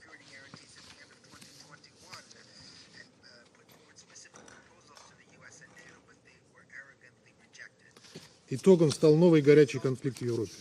Запад просто не оставил нам выбора, мы просто были обязаны защитить своих людей и свое будущее. При этом мы никогда не отказывались от переговоров, их сам себе запретил киевский режим. Хочу подчеркнуть, сохранить Украину в каком-то виде пока еще возможно. Но это должна быть мирная, нейтральная Украина, в которой нет дискриминации и русофобии, и в которой не героизируются нацистские преступники, и от которой не исходит угроза России. Именно на достижение этих целей направлена наша специальная военная операция. Поэтому выбор за коллективным Западом, потребуется ли нам для этого воевать до конца, как мы это умеем делать, или же в Вашингтоне, Лондоне и Брюсселе все-таки возобладает здравый смысл, и хотя бы что-то от Украины они попытаются спасти. Благодарю вас. I thank the representative of the Russian Federation for his statement, and I give the floor to the representative of China. 谢谢主席女士。主席女士，我感谢古特雷斯秘书长刚才所做的通报。乌克兰危机延宕至今，呈现长期化、复杂化、扩大化的态势。这场本可以避免的悲剧，发展到了今天的地步，令人痛惜，也值得深刻反思。国际社会应共同努力，积极寻求公正合理方案，推动危机政治解决，让和平早日降临。第一，要始终致力于政治解决问题。乌克兰危机已经造成不可估量的损失，当前最紧迫的是停火止战，启动和谈，恢复和平。实现和平符合所有各方利益。早一天开始和谈，损失就会减少一分。只要有利于实现和平、增进信任的事，哪怕再小，只要有一线希望，也值得做出努力，认真尝试。我们呼吁有关方采取负责任态度，以建设性的外交努力，推动局势降级缓和，为重启谈判创造有利条件。不要人为设置障碍，增添阻力，更不要输送武器，拱火浇油，借机渔利。我们希望联合国在促进和谈、缓解人道局势等方面做出更大努力。第二，要把握好维护共同安全的大方向。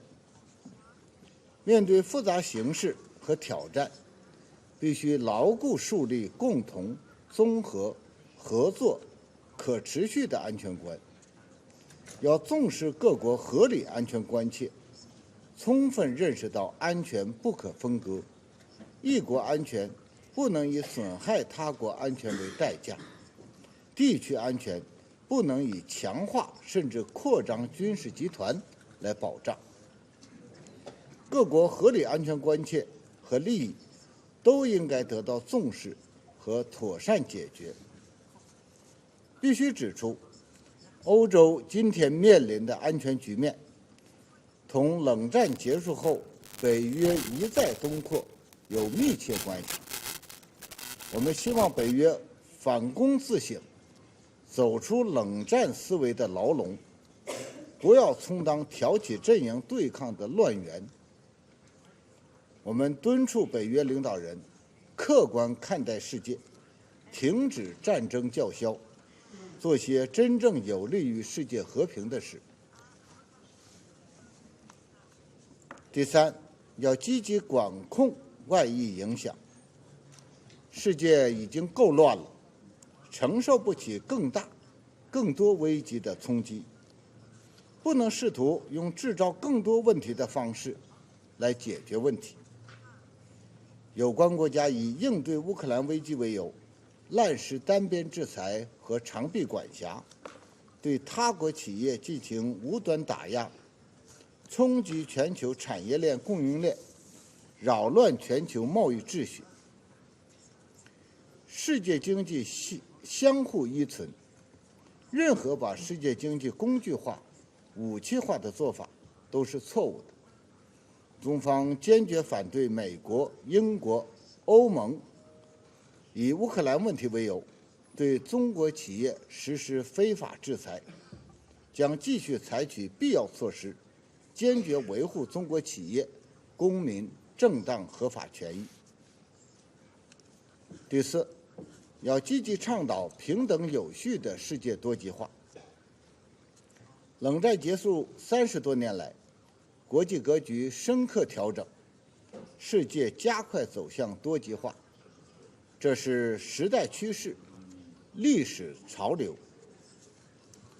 人类是命运共同体，国家无论大小，都是国际关系中的平等一员，都有资格在国际格局中有一席之地。各国都要共同恪守联合国宪章宗旨和原则，共同坚持普遍公认的国际关系基本准则，共同践行真正的多边主义，而不能搞选择性适用和双重标准。世界不可能再回到殖民主义时代，国际事务不应该由少数国家垄断，试图用霸权、霸凌方式阻挠他国发展进步，既不合理，也不可行。大国对世界和平安全承担着特殊责任，必须以负责任方式处理相互关系，切实管控分歧，寻求合作共赢。主席女士，中国不是乌克兰危机的制造者，也不是当事方。我们没有隔岸观火，更没有借机谋利。在乌克兰问题上，中方始终主张各国主权、领土完整都应该得到尊重，联合国宪章宗旨和原则都应该得到遵守，各国合理安全关切都应该得到重视，一切有利于和平解决危机的努力都应该得到支持。中方将继续为推动乌克兰问题政治解决发挥建设性作用，做出不懈努力。谢谢主席。I thank the representative of China for his statement, and I now give the floor to the representative of Ecuador. Gracias, señora presidenta. Empiezo por agradecer al secretario general por su intervención y sus incansables esfuerzos por la paz. Reconozco la presencia de las altas autoridades que han estado presentes en esta Cámara. Han pasado exactamente 729 días desde que inició la agresión militar rusa a Ucrania, en clara violación de la Carta de las Naciones Unidas y del derecho internacional. El Ecuador recuerda con pesar la sesión de emergencia mantenida por este órgano la noche del 23 de febrero de 2022, pues en la misma se confirmarían las acciones injustificables que atentaron contra la soberanía y la integridad territorial de Ucrania. En estos 2 años hemos sido testigos de la devastación que el conflicto ha infligido al pueblo ucraniano, junto con sus repercusiones negativas en el ámbito global. Ha perturbado economías, comprometido la seguridad energética y agravado la inseguridad alimentaria a nivel mundial. La tierra fértil, que durante siglos ha nutrido a millones de personas alrededor del planeta, hoy se encuentra asolada por la contaminación, los bombardeos y las minas. Esta guerra ha desencadenado una crisis humanitaria inconmensurable, con miles de vidas perdidas, entre ellos cientos de niños, además de millones de personas desplazadas.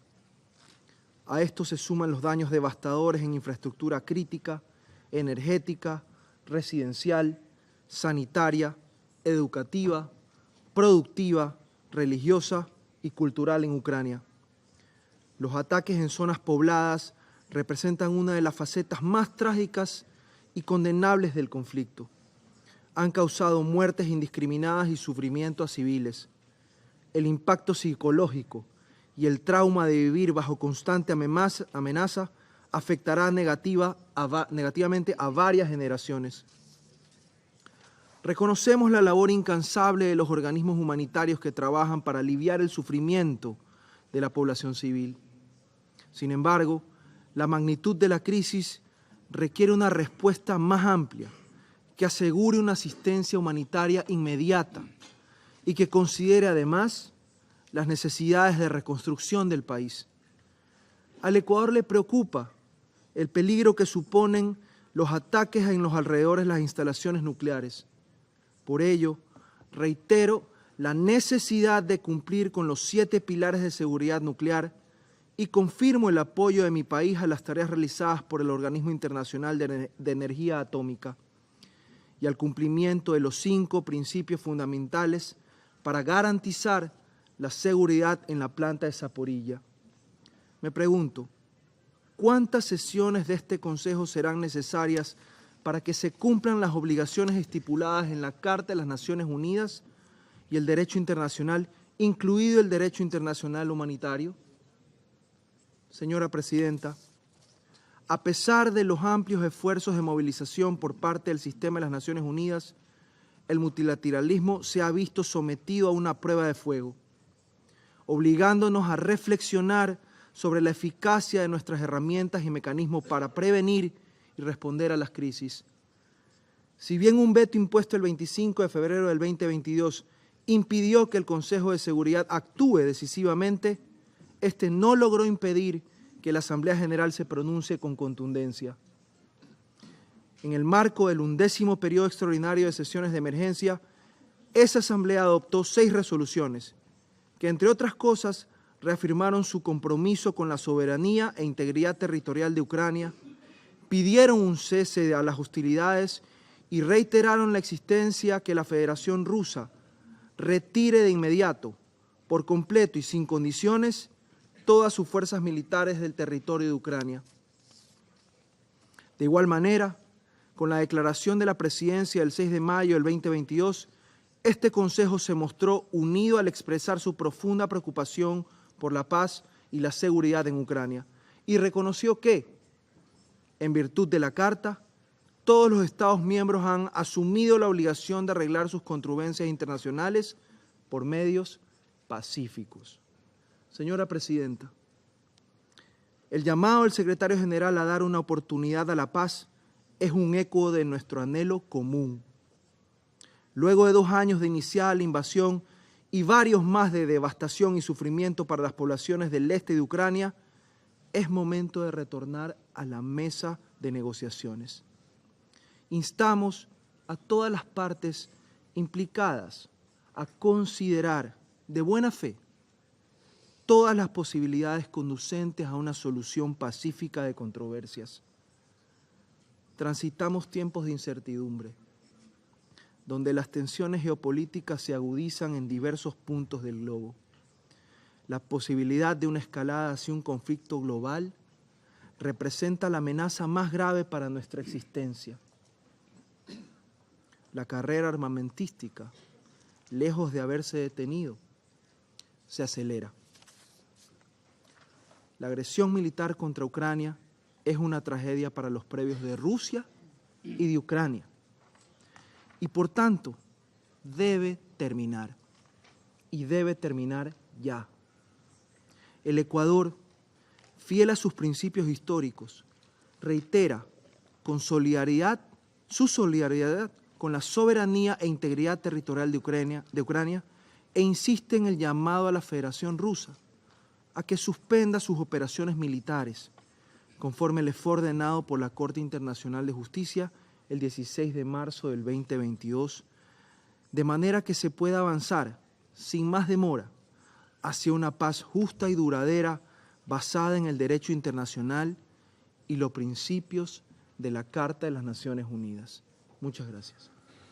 I thank the representative of Ecuador for his statement, and I now give the floor to the representative of Mozambique. Madam President, Mozambique thanks the Presidency of Guyana for convening this meeting. We are grateful to the Secretary General for his insightful statement.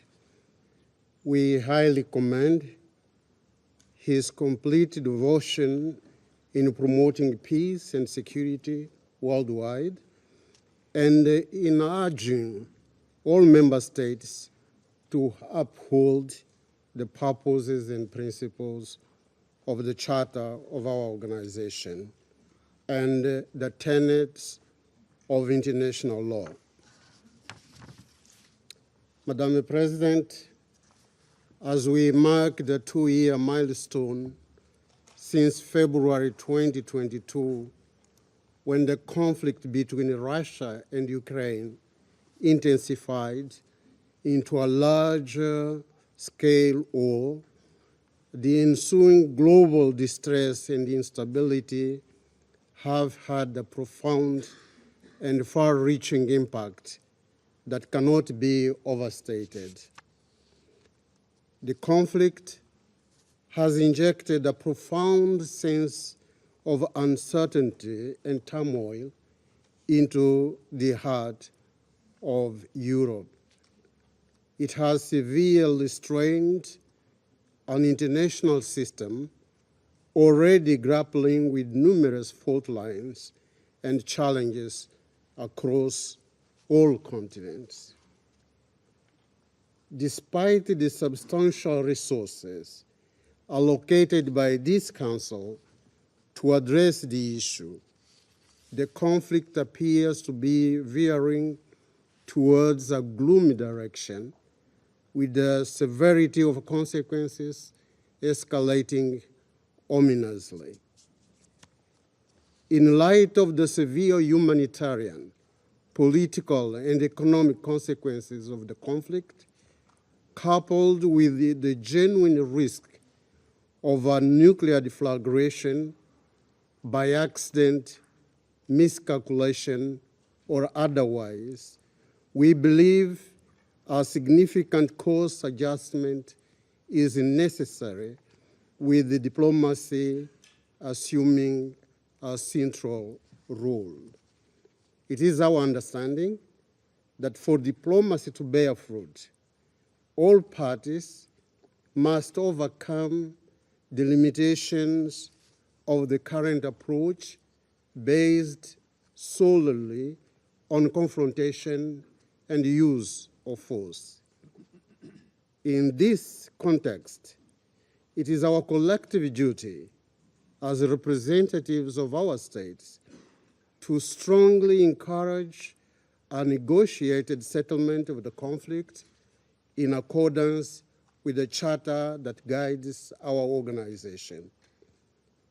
As we navigate through bloody conflicts in Africa, Middle East, and Asia, it is crucial that we bear in mind the interconnected nature of global peace and security.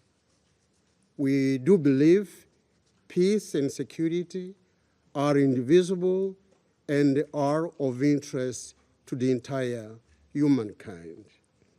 Madam President, we remain convinced and have consistently maintained that responsible and genuine dialogue is the only viable means to resolve this conflict. Against this background, Mozambique firmly advocates a political and negotiated solution as the most viable way to end the conflict. This is the solid path for a lasting and sustainable peace between the two sister countries and the two neighboring countries. To achieve this, we urge the parties to cease hostilities without delay, to resume direct negotiations without preconditions, and engage in dialogue in good faith. The cause of peace compels us that we encourage the parties to return to the negotiating table and embrace the imperfections of a compromise in the name of peace and security in Ukraine, in Europe, and in the world. Mozambique will always support every effort towards silencing the guns in Ukraine. I thank you, Madam President. I thank the representative of Mozambique for his statement, and I now give the floor to the representative of Algeria. Thank you, Madam President. Thank you for convening this meeting. My thanks go also to the Secretary General, Mr. Antonio Guterres, for his insightful briefing. 2 years have passed since the crisis in Ukraine started, and hopes of reaching sustaining peace remain unattainable. The continuing deterioration of the humanitarian situation and the impact of the ongoing hostilities on civilians are a source of serious concern for Algeria, who had very friendly relation with both countries. The loss of civilian lives, the suffering of refugees and internally displaced persons caused by this conflict are profoundly worrying. Critical infrastructure, such as energy facilities and agri-food system, were heavily impacted, with significant consequences felt worldwide, notably in Africa and developing countries. In the face of these challenges, the Council, whose primary responsibility is the maintenance of international peace and security, failed to pave the way for any consensual way out to the crisis. From day one at this Council, we have repeatedly expressed our concern about all the violations of international law, including international humanitarian law. We often stressed that continued escalation is neither beneficial nor granting peace to any of the party. The polarization is only exacerbating tensions and jeopardizing prospects for sustainable peace. Madam President, today I would like to focus on what we didn't witness during these 2 years, or I should say what we wish to see in the nearest future. First, it is high time to deploy the necessary diplomatic effort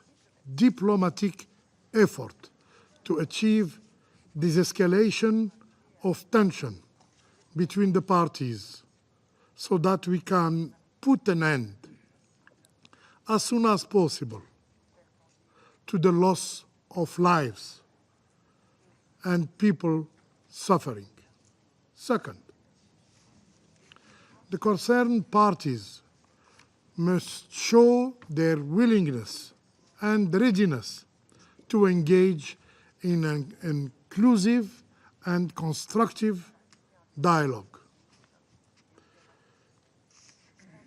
The two parties need to be guided by the spirit of good faith and without preconditions towards a peaceful settlement of this dispute within the implementation of the international law and the international humanitarian law. Third, we urge the parties to agree on a just and a lasting peace based on the purposes and principles of the UN Charter and their legitimate security concerns. 4, we emphasize the need to ensure a more coordinated and harmonized diplomatic action among the international community.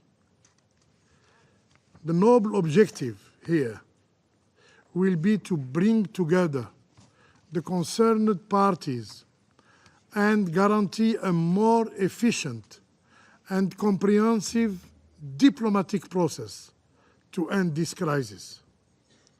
Obviously, political will is key to achieve tangible progress and mutually acceptable solution. Equally important is the consistency of this Council in upholding its responsibility in the protection of civilians, implementing the international humanitarian law and the principles and purposes of the UN Charter. Yes, all the pillars of the Charter. For its part, Algeria will remain actively engaged in the Security Council to promote a peaceful and a political solution to this crisis. I thank you. I thank the representative of Algeria for his statement, and I now give the floor to the representative of Sierra Leone. Madam President, I thank you for convening this briefing. I also thank the Secretary General, Mr. Antonio Guterres, for his very informative briefing. Tomorrow, the 24th of February 2024, will mark exactly 2 years since the start of the conflict in Ukraine. The war has had profound repercussions that have gone beyond regional boundaries. This conflict has been protracted to the extent that the prospects for a peaceful settlement between Russia and Ukraine remains elusive, with both countries continuing to rely on military means to influence the war's outcome. There is thus a seeming stalemate with devastating consequences for civilians and civilian infrastructure in Ukraine, and far-reaching effects on the geopolitical landscape and global economy. In the 2 years of the brutal conflict, more than 47,000 incidents involving armed clashes, airstrikes, and other attacks occurred across Ukraine in 2023 alone. These incidents caused increased civilian deaths, widespread damage, and destruction of homes, schools, hospitals, and other vital civil infrastructure, including energy. The cost of the conflict has been excessively high. According to the OHCHR, civilian casualties in Ukraine have exceeded 30,000, with over 10,000 killed and 19,000 injured since the full-scale conflict. It is believed that the actual figures are considerably higher. The International Organization for Migration has reported that the destruction of residential buildings has left nearly 720,000 people in the worst-affected parts of Ukraine with no access to adequate and safe housing. In Kherson Oblast, for example, nearly 30% of people live in damaged buildings. Access to education remains highly constrained, with almost half of all educational institutions damaged or destroyed in Kharkiv and Kherson, and the staggering 80% in Donetsk, according to the Ministry of Education and humanitarian partners. Access to health has also been impacted, with over 1,500 attacks on healthcare facilities verified by the WHO since February 2022. Nearly half of health centers are now rendered non-functional in some parts of the East and South. Sierra Leone condemns all attacks against civilians and civilian infrastructure and emphasizes that these attacks are prohibited under international law. We call on all sides to comply with applicable international law, in particular international humanitarian law. Madam President, the distressing attack against civilians and civilian infrastructure have caused the fastest growing and largest displacement crisis in Europe. The UNHCR approximates that 10 million people have been forcibly displaced by the war as at last month, including 3.7 million internally displaced people and 6.3 million refugees who have fled Ukraine for abroad. As at the end of 2023, 5.9 million refugees from Ukraine were recorded across Europe. OCHA estimates that there are now over 14.6 million people in dire need of humanitarian assistance, including the approximately 10 million forcibly displaced people. About 3.3 million people living in frontline communities are grappling with severe shortages of resources and constant bombardment. Children have not been spared from the brunt and brutality of the conflict. Allegations of gross violation of the protection measures for children during armed conflicts have been reported. Destruction of healthcare facilities have exposed millions to increased trauma and mental health issues and impacted children's well-being. Additionally, the attacks on schools have had a significant impact on educational activities. Reportedly across the country, only 1/3 of children are attending classes entirely in person, while 1/3 are learning through a mixed in-person and online approach, and another 1/3 are fully learning online. In view of the above, Sierra Leone commends humanitarian aid agencies for considerably expanding the humanitarian operations over the past 2 years to respond to the growing and deteriorating needs that follow the escalation of the conflict. As hostilities along the front line continue to hamper humanitarian organizations' ability to deliver aid and services to people impacted by the conflict, Sierra Leone urges parties to the conflict to allow unhindered access of humanitarian personnel to people in dire need. Madam President, the economic ramifications of the war have been keenly felt across the global landscape, particularly in the food and energy markets, trade dynamics, and supply chain disruptions. These disruptions have contributed to price hikes and supply shortages that have reverberated across sectors reliant on stable market prices. In view of the economic challenges, Sierra Leone emphasizes the importance of the resolution of the conflict to enable the recovery and stabilization of not only the region, but the wider world. By supporting efforts to stabilize energy markets, restore trade networks, and provide economic assistance to affected populations, we can mitigate the economic impact of the conflict and pave the way for sustainable economic growth and development in the region and beyond. Moreover, the conflict has strained global political and economic relations and heightened geopolitical tensions, with serious implications for international cooperation on critical socio-economic and development issues, in addition to the maintenance of international peace and security. The erosion of trust and cooperation between nations has also exacerbated critical global issues such as arms control, nuclear proliferation, cybersecurity, and trade agreements, posing additional challenges for the maintenance of international peace and security. As we navigate the complexities of the Russia-Ukraine conflict and its multidimensional global repercussions, Sierra Leone once more calls for good faith diplomatic efforts in pursuit of a peaceful resolution. Meaningful steps must be taken towards immediate cessation of the hostilities and parties to the conflict to engage constructively, including on their legitimate concerns, to find a political and diplomatic solution as envisaged in Article 33 of the UN Charter. Let me close, Madam President, by noting that based on our unwavering principled view on the sacrosanct nature of the UN Charter, principles of respect for the sovereignty and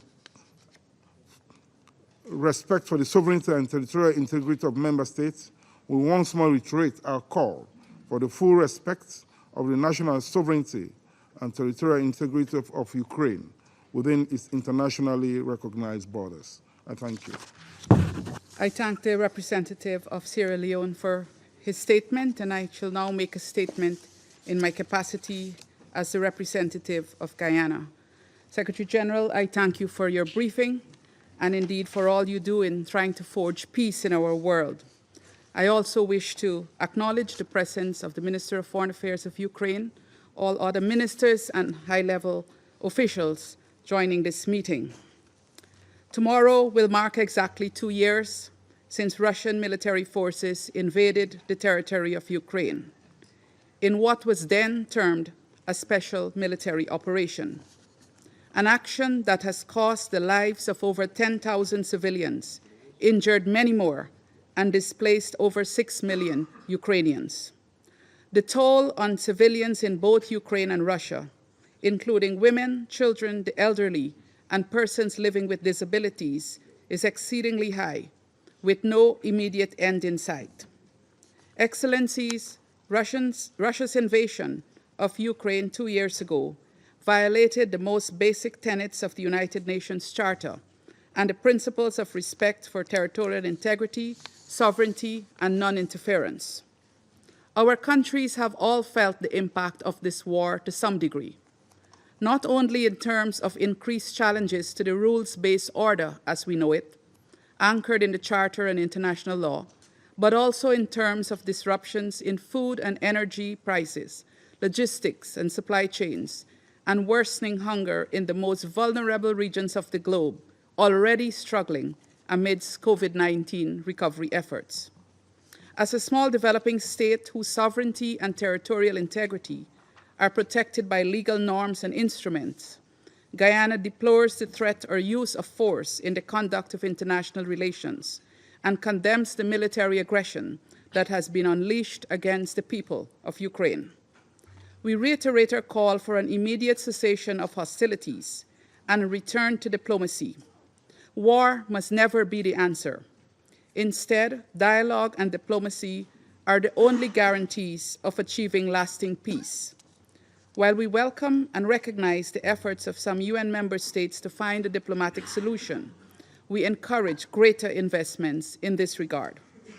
We call on the parties to respect the principles of distinction, precaution, and proportionality, and to fully comply with their legal obligations, including under the Geneva Conventions and their additional protocols. It is regrettable that this Council, which has the primary responsibility for the maintenance of international peace and security, is still unable to find a meaningful solution to end the conflict and to minimize the full impact of the war on the erosion of international norms. We repeat our call for the complete withdrawal of Russian military forces from the internationally recognized territory of Ukraine and urge the parties to commit to a serious political and diplomatic process toward ending the conflict. We also urge strengthened efforts at all levels by all concerned parties toward a peaceful resolution. Guyana stands ready to work with members of this Council, and in fact everyone, to bring the war in Ukraine to a peaceful end and to find a sustainable solution for long-lasting peace. I thank you. I resume my function as President of the Council, and I now give the floor to His Excellency Mr. Dmytro Kuleba, Minister for Foreign Affairs of Ukraine. Thank you, Madam President. As we discuss the war and peace talks and negotiations, here today there is another air raid on Ukraine taking place right now. And a residential building in Odessa was hit less than an hour ago. 2 civilians are heavily wounded, delivered to the hospital. And I'm afraid that someone is going to die in Ukraine before this meeting is adjourned. Because talking about negotiations is one thing, but throwing more drones and missiles on Ukraine, as Russia does every day, is completely another thing. But first of all, allow me to thank Secretary General for his attendance and his briefing, and also, of course, my thanks go to Guyanese presidency for convening us today. 2 years since Russia started its full-scale military invasion, 10 years since it started its aggression by attempting to annex Ukrainian Crimea and launching war in the Donetsk and Lugansk regions. Today, Russia's name is synonymous with aggression, war, crimes, and barbarism. Its ugly face is the direct result of its impunity, stemming first and foremost from its presence in this chamber's seat. This is the seat of the Soviet Union, a state that does not exist anymore, and it has never been legally transferred to the Russian Federation. This is an example of how a small fraud led to a global catastrophe. We continue to insist that Russia has no legal right to be present at this table, and the future reform should correct this historic mistake that led to deadly consequences. Putin's regime, which has been in place for around 24 years now, has already ruined millions of lives. During this time, Moscow launched or joined at least 3 major wars in Georgia, Ukraine, and Syria, which is approximately 1 war every 8 years. It also stands behind the attempted coup in Montenegro and destabilizing efforts in the Sahel region. And the scariest thing is that we must now focus not only on the lives already taken by Russia, but also on the lives that it is prepared to take in the future. Russia acted every time this council failed to act. For every word uttered in this room, Russia took a real human life. And it's happening right now. It continues to happen. And it is only through our resolute and joint actions that we can put the aggressor in its place and restore international peace and security. We do believe in the United Nations and the UN Charter, and we do applaud the tireless efforts of the responsible members of this Council. Colleagues, Russian propaganda is now trumpeting what they call the liberation of Avdiivka. Well, what we see in Avdiivka right now is the liberation à la Russe. Russia fully liberated the city of its people, buildings, and life. It dropped hundreds of guided aerial bombs, each with a warhead weighing 250 or 500 kilograms. Hundreds of bombs, each is carrying 250 or 500 kilograms of explosive. Google and see a hole this bomb leaves when it hits the building, the house, hospital. The streets of Avdiivka are literally covered with the corpses of Russian soldiers killed in the so-called meat assaults. This is not how we call them. This is how they, the Russians themselves, call this barbaric war tactic. They sent their own people into meat assaults. Conquer at any cost. This is their strategy. Russia has paid for the ruins of Avdiivka with the lives of at least 17,000 Russian soldiers since October 2023. This is more casualties in a few months than in 10 years of the Soviet war in Afghanistan. Immediately after occupying the city, the Russians committed new war crimes there. As confirmed by footage circulated by Russian propaganda itself, at least 5 Ukrainian prisoners of war, heavily wounded, were killed by the Russians. Justice must be served to all victims of Russian crimes, and we continue to work on holding Russia accountable.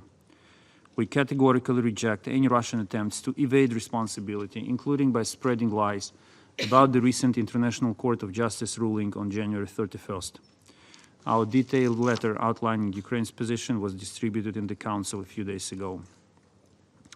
There is no more important task for everyone present in this room than to realize that there are other cities outside Ukraine that can become Avdiivka if the Russian imperial conquest is not stopped. On the eve of the invasion 2 years ago, I warned that no nation would be able to sit out the crisis that was about to begin. And this is what happened. So please, to those who did not hear me 2 years ago, hear me today. Either we stop Russia in Ukraine now by expelling the invaders, or we will face a fire in other parts of the world that will claim millions of lives.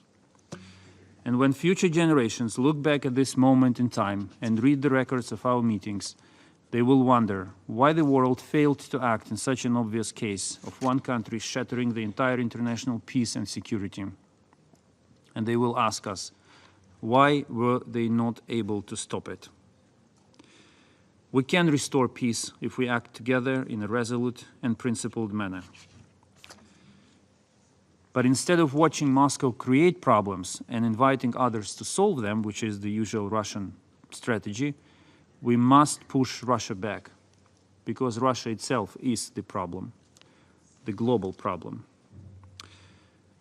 Madam President, while we gather here, the situation on the front lines remains tense as Russia stops at nothing to bring more death and destruction to Ukraine.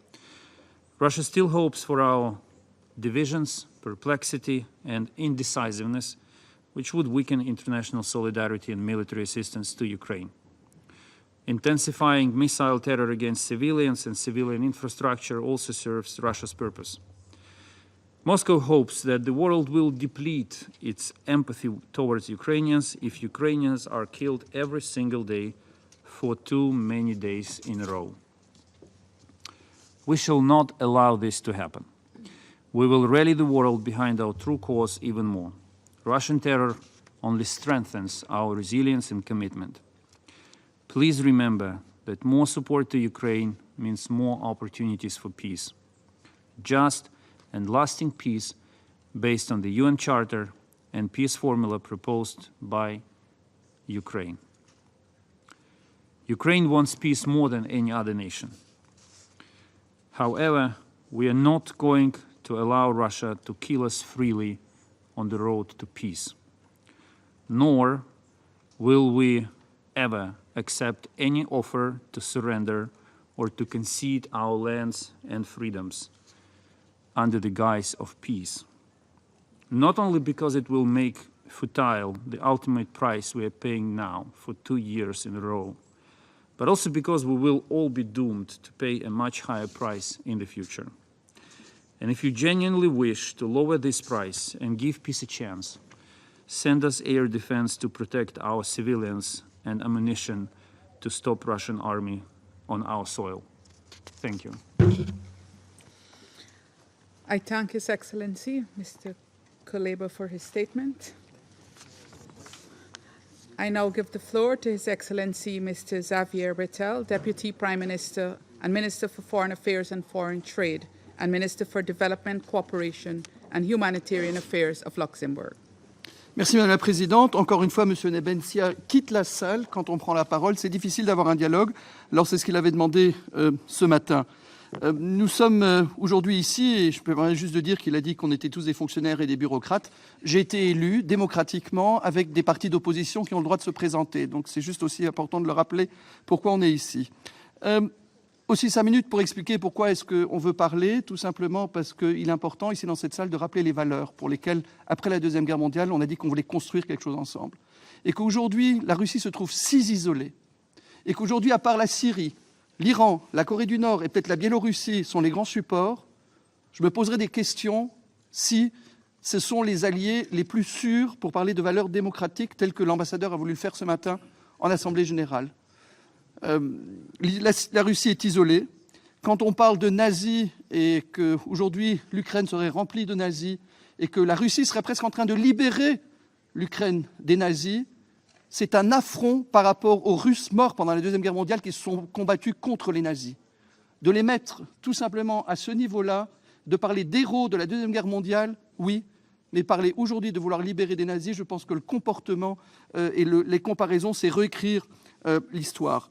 Permettez-moi juste d'insister aussi sur cette opération militaire spéciale, comme on dit toujours, c'est une opération militaire spéciale. Oui, elle est spéciale puisqu'elle est injustifiée, elle est criminelle, elle est spéciale parce qu'une opération militaire, normalement, a des justifications. Ici, elle ne l'est pas.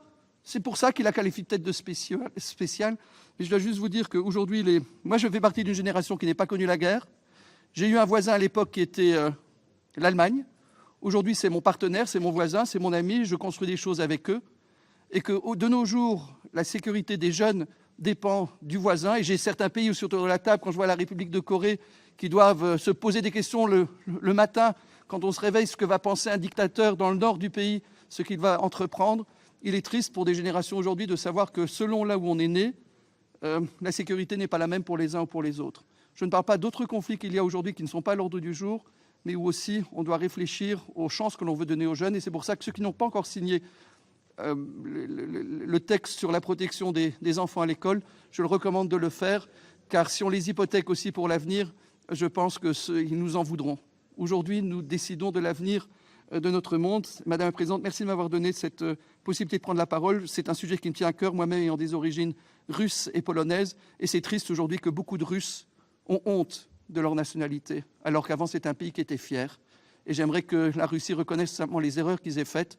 Il n'est jamais trop tard pour reconnaître les erreurs. Mais l'impunité aussi est quelque chose qui doit exister et qui doit aussi être la base de la règle internationale. En tout cas, de se retrouver dans cette salle ici avec les propos tenus et le fait d'avoir un ambassadeur qui quitte montre la volonté du dialogue de la Russie. On est dans une impasse, il faut qu'on prenne les mesures nécessaires. I thank His Excellency Mr. Bettel for his statement, and I now give the floor to Her Excellency Ms. Annalena Baerbock, Federal Minister for Foreign Affairs of Germany. Madam President, as a representative of Russia asked why we Europeans are here today, I will tell you. Throughout my entire life, I've been lucky to live in peace in Europe, like millions of my generation. The reason why we are here today is because you, Russia, broke that peace in Europe. You broke our European peace order on our common shared continent. You broke the peace for millions of Ukrainians, men, children, and women. Women like Anastasia, a young mother who has lost her lower leg when she stepped on a Russian mine. She wants to return to the front as soon as she can. Like Oksana, who's a surgeon, who decided to operate on her own father when he was injured in Bucha. Like Julia, a teenager girl who I met in Kiev after she could be freed from a hostage in Russia, pleading to me, don't give in to Putin. When I think about the ruthless war of aggression that Russia has waged in Ukraine for 2 years now, I think about Anastasia, Oksana, Julia, and the bravery and resilience of millions of Ukrainians who know that if they end their defense of their country, Ukraine ends.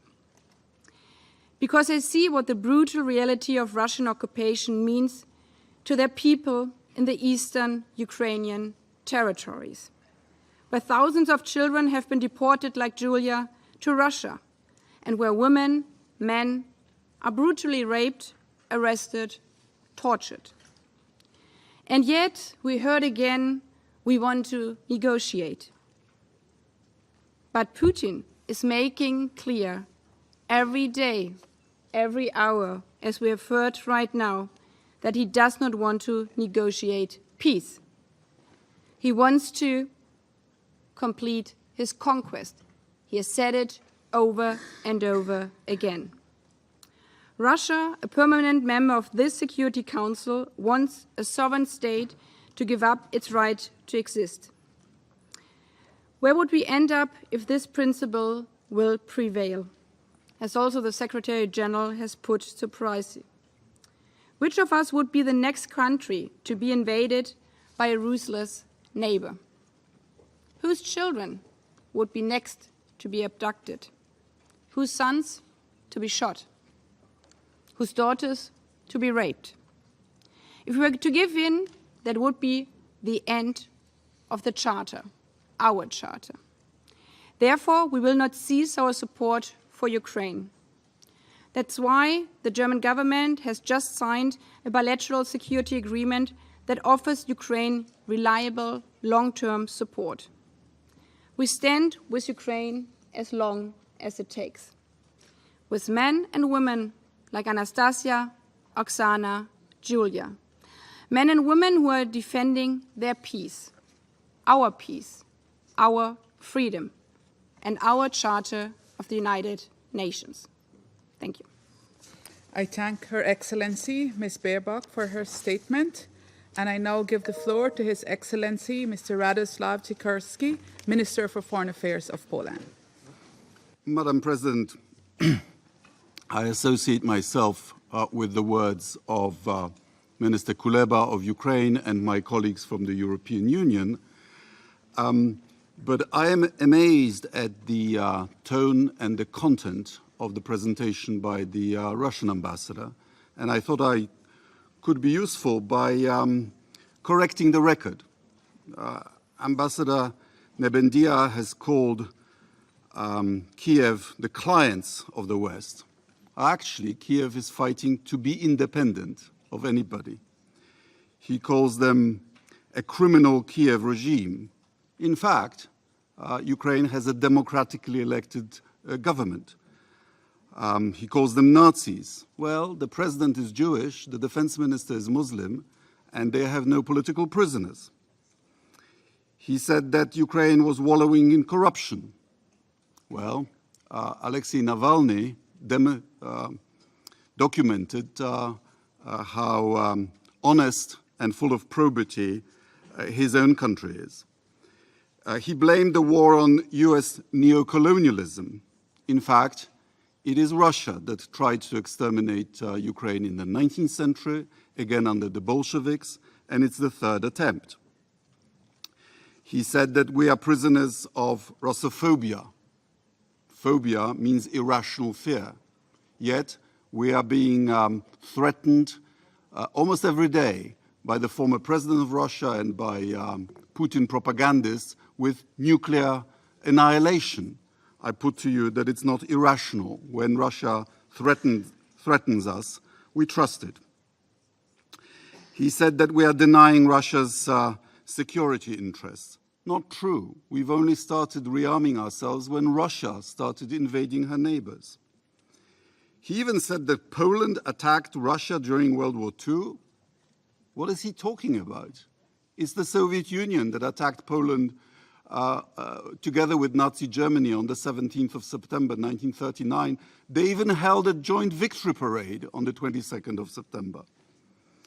He says that Russia has always only beaten back aggression. What were Russian troops doing at the gates of Warsaw in August 1920? They were on a topographical excursion? No, the truth is that for every time that Russia has been invaded, she has invaded 10 times. He says that this is a perfidious proxy war by the West. My advice is don't fall into the Western trap. Withdraw your troops to the international border and avoid this Western plot.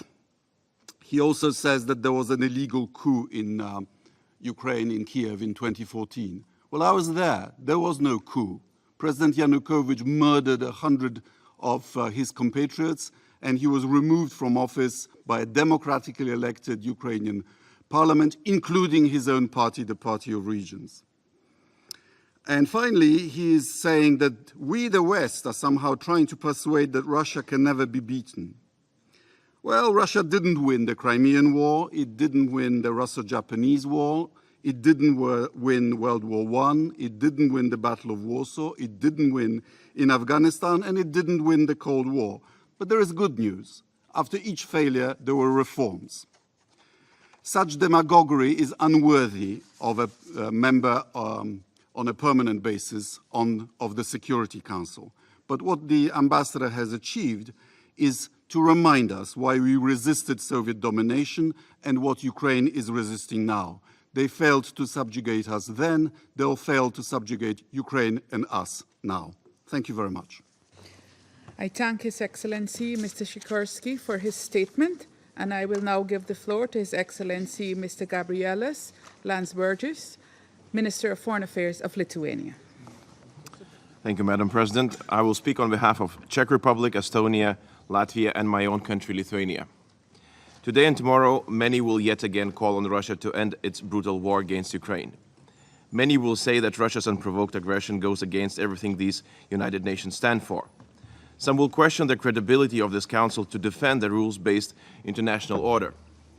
But however loud, however eloquent we are, our Protestant outrage will barely register in Moscow, and rockets will continue to rain down on Ukrainian homes, hospitals, and schools. Today we are facing choices that might well define the century, just as choices in the 1930s defined the previous century. Do we continue to appease the aggressor, who is patient and meticulous in his attempts to turn everything this organization holds dear into a mockery? Do we once again allow him to escape responsibility for his aggression?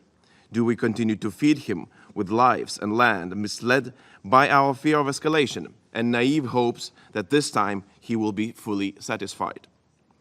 Today we come to this Council to address the entire international community with a very simple message. For all our sakes, wake up. If we fail, the rules-based order will crumble. Ukraine's sovereignty, Europe's security, as well as the success of the global efforts for human rights, accountability for food security, nuclear safety will all be in the hands of those who benefit from disruption and chaos. History reminds us of the terrible cost of the wrong choices. Hedging our bets earns us nothing but more war. Russia is being emboldened by our cautious response. We see it emboldened in Ukraine. We see it emboldened in Russia itself, eliminating any opposition in Russia, aiming to destroy any hope for a different Russia, normal, peaceful Russia. Equally, other revisionist powers across the world are already exploiting our indecisiveness. If not contained, this Kremlin-driven arc of instability will continue to expand, igniting more conflicts that we are not prepared to counter. Ukraine may seem far away, and the world's attention is divided, but it is imperative to realize that Russia's aggression against Ukraine ultimately impacts us all. This war must be won, and won decisively. It is not just Europe's war, it is a challenge to the international order, which, while imperfect, aims to ensure that law rather than military might determines our borders and sovereignty. The choices we make at these crossroads will define how we are remembered. We have the capacity to win, as Ukraine continues to make enormous sacrifices to stand against the ruthless aggressor. History reminds us of the cost of our past mistakes. We must also find a political will to come up with an adequate legal response to Russia's illegal war of territorial conquest. Russia's leadership must bear full responsibility for the aggression launched by Vladimir Putin, else impunity will continue. Madam President, I would like to remind all those here today that our three Baltic countries, Estonia, Latvia, and Lithuania, have been occupied, colonized, and exploited by the exactly same aggressor more than once. More than once. And that is why we know from bitter experience that whatever words are spoken, whatever agreements are signed, this aggressor has no plans to stop until he is stopped. Thank you. I thank His Excellency Mr. Landsbergis for his statement, and I now give the floor to His Excellency Mr. Gordon Grilic Radman, Minister for Foreign and European Affairs of Croatia. Many of us addressed this Council a year ago, calling on Russia to cease its illegal aggression against Ukraine. Yet we are meeting in this chamber again today. Regrettably, marking 2 years since the beginning of Russia's military aggression against Ukraine and 10 years since the illegal annexation of Crimea. Russia's aggression against Ukraine is a blatant violation of international law and the UN Charter, affecting both regional and global security, including the pillars of nuclear safety and security. To date, countless lives have been needlessly lost in this war, including tens of thousands of Ukrainian civilians killed. For this, there needs to be accountability, not only because accountability provides justice to the victims, but also because it helps prevent future atrocities. Yet instead of ending this senseless war, Russia is intensifying it. Russia's actions have put entire societies around the world at risk by exposing them to food insecurity and energy shortages. We urge Russia to respect ICJ's preliminary measures, cease all attacks, particularly those affecting civilians and causing damage to civilian infrastructure, and to comply with the resolutions of this chamber and with the values and principles enshrined in the UN Charter. Madam President, we reaffirm our unwavering support for Ukraine's independence, sovereignty, and territorial integrity, as we have seen the beginning of this aggression. Croatia provided and continues to provide aid to Ukraine with urgent and humanitarian assistance alone amounting to almost 60 million euros, and over 25,000 Ukrainians have found temporary protection in Croatia. Recognizing from our own experience the costs and threats coming from mine contamination, Croatia hosted in Zagreb the first ever high-level international donors conference on humanitarian demining in Ukraine in October 2023. This conference, co-organized by the governments of Croatia and Ukraine, confirmed support to Ukraine's demining efforts by 34 participating countries, pledging €500 million overall. Finally, Madam President, we call on Russia to withdraw its troops from Ukraine's internationally recognized borders, cease its illegal procurement of arms and ammunition, and uphold its responsibilities as a member of this organization as well as a permanent member of this Council. Thank you. I thank His Excellency Mr. Grilic Radman for his statement, and I now give the floor to Her Excellency Ms. Hanke Bruins-Slot, Minister for Foreign Affairs of the Kingdom of the Netherlands. Thank you, Madam President. I'm here today on behalf of the Group of Friends of Accountability following the aggression against Ukraine, a group of 49 member states and the European Union. We share a strong conviction. We don't accept that might makes right. And so it is with heavy hearts that we continue to witness Russia's unwarranted, unprovoked, and illegal war in Ukraine. Time again, the UN member states have underlined the need for a comprehensive, just, and lasting peace. Yet Russia has turned a deaf ear to these pleas. As firm believers in right over might, we cannot look away. We must do our utmost to hold Russia and those responsible to account for crimes committed in and against Ukraine. We commend the efforts and initiatives already taken so far, such as the ongoing work of the UN Human Rights Monitoring Mission, the Commission of Inquiry established by the Human Rights Council, and SRSG's patents team of experts on the rule of law and sexual violence. We also continue to support the Ukrainian Prosecutor General, the work carried out by the International Criminal Court, the International Center for the Prosecution of the Crime of Aggression, and the Register of Damage for Ukraine. Because we are all working towards one goal, ensuring accountability for the most serious crimes committed on Ukrainian territory and against the Ukrainian people. Madam President, Russia's act of aggression violates the UN Charter. As parties to this Charter, there's only one way we can respond. This cannot stand. Therefore, we reiterate our call on the Russian Federation to comply with its international obligations. We will never stop calling for this. We will keep demanding Russia withdraw all of its forces and respect the sovereignty and the territorial integrity of Ukraine within its international recognized borders. We will never stop supporting the people of Ukraine. Thank you, Madam President. Her Excellency, Ms. Bruin-Slot, for her statement. And I now give the floor to Her Excellency, Ms. Helena Carreiras, Minister of National Defense of Portugal. Thank you, Madam President. I welcome the opportunity to address the Security Council on the situation in Ukraine. As Russia's illegal and unprovoked full-scale invasion enters its third year, and as the Ukrainian territories of Crimea and the Donbass reach a full decade under Russian illegal occupation, we cannot and will not fail to reiterate our resolute condemnation of these blatant violations of international law. This war not only jeopardizes the foundations of international security, it has also sent shockwaves around the world, disrupting global food and energy markets and affecting particularly the most vulnerable countries.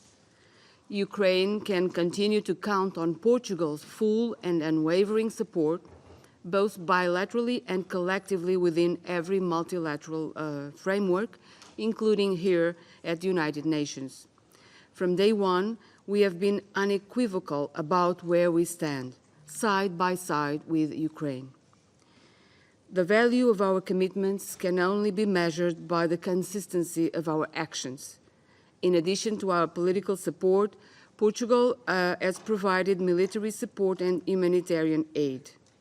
In all these efforts, we have consistently responded to the calls of the Ukrainian people and the Ukrainian armed forces, bearing in mind our shared commitment towards restoring peace and security in Europe. And it is not only the government, but also the citizens of Portugal that strongly support this effort, even though we are geographically so far away. Ultimately, the goal is one and the same: to defend and uphold the rules, principles, and values that are enshrined in the United Nations Charter.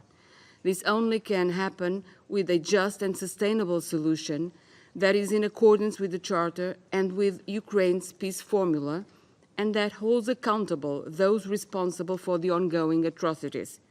We therefore call on Russia to cease all operations, retreat from Ukraine, and respect international law. Together, united, we will prevail in supporting Ukraine's independence, sovereignty, and territorial integrity. Thank you. I thank Her Excellency Ms. Carreiras for her statement. I now give the floor to His Excellency Mr. Bujar Osmani, Minister for Foreign Affairs of North Macedonia. Thank you so much, Madam President, Excellencies. I thank the UN Secretary General for his briefing on Ukraine.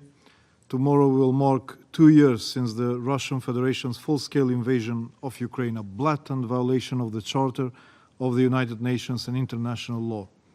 North Macedonia strongly condemned and further condemns and renounces the decision of Moscow to opt the path of war, a clear act of aggression against an independent country.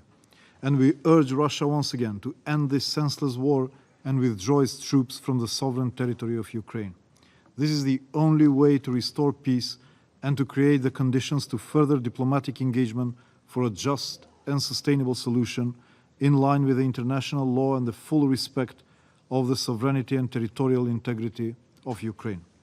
We recall the adoption of last year's important UNGA resolution, and my country joined the other 140 member states in a common endeavor to restore peace, to safeguard the rule-based international order, as well as to reaffirm our firm and unequivocal support for the sovereignty and territorial integrity of Ukraine within its internationally recognized borders as of 1991. We deplore the Russian Federation's failure to observe it. Madam President, during these 2 years, the people of Ukraine have shown resilience and extraordinary courage in their fight for their freedom, independence, mere existence, and are just simply defending themselves, all of which are in line with Article 51 of the UN Charter. And every day we continue to hear reports of more civilian deaths, destruction and suffering, especially in the communities near the active conflict zone in eastern and southern Ukraine, and call for an end and on all attacks on critical infrastructures, including schools, hospitals, energy, water and sanitation systems. Justice and accountability must prevail. And accountability is not an objective per se, it is an indispensable tool to secure peace, stability and security, and the most effective instrument to avoid this happening again to another sovereign state, to another nation. We reiterate the importance of investigating the war crimes on the territory of Ukraine in order to bring the perpetrators to justice and other crimes, including the crime of aggression, in accordance with international law, in particular the International Criminal Court, and support the creation of a special tribunal regarding the crime of aggression against Ukraine. And North Macedonia will continue to engage in the work of the core group on options for the establishment of a tribunal on the crime of aggression against Ukraine. In these difficult times, North Macedonia will continue to stand by Ukraine and its people, hopeful that reason will prevail and that life will be back to normal soon. Restoring peace should be an imperative.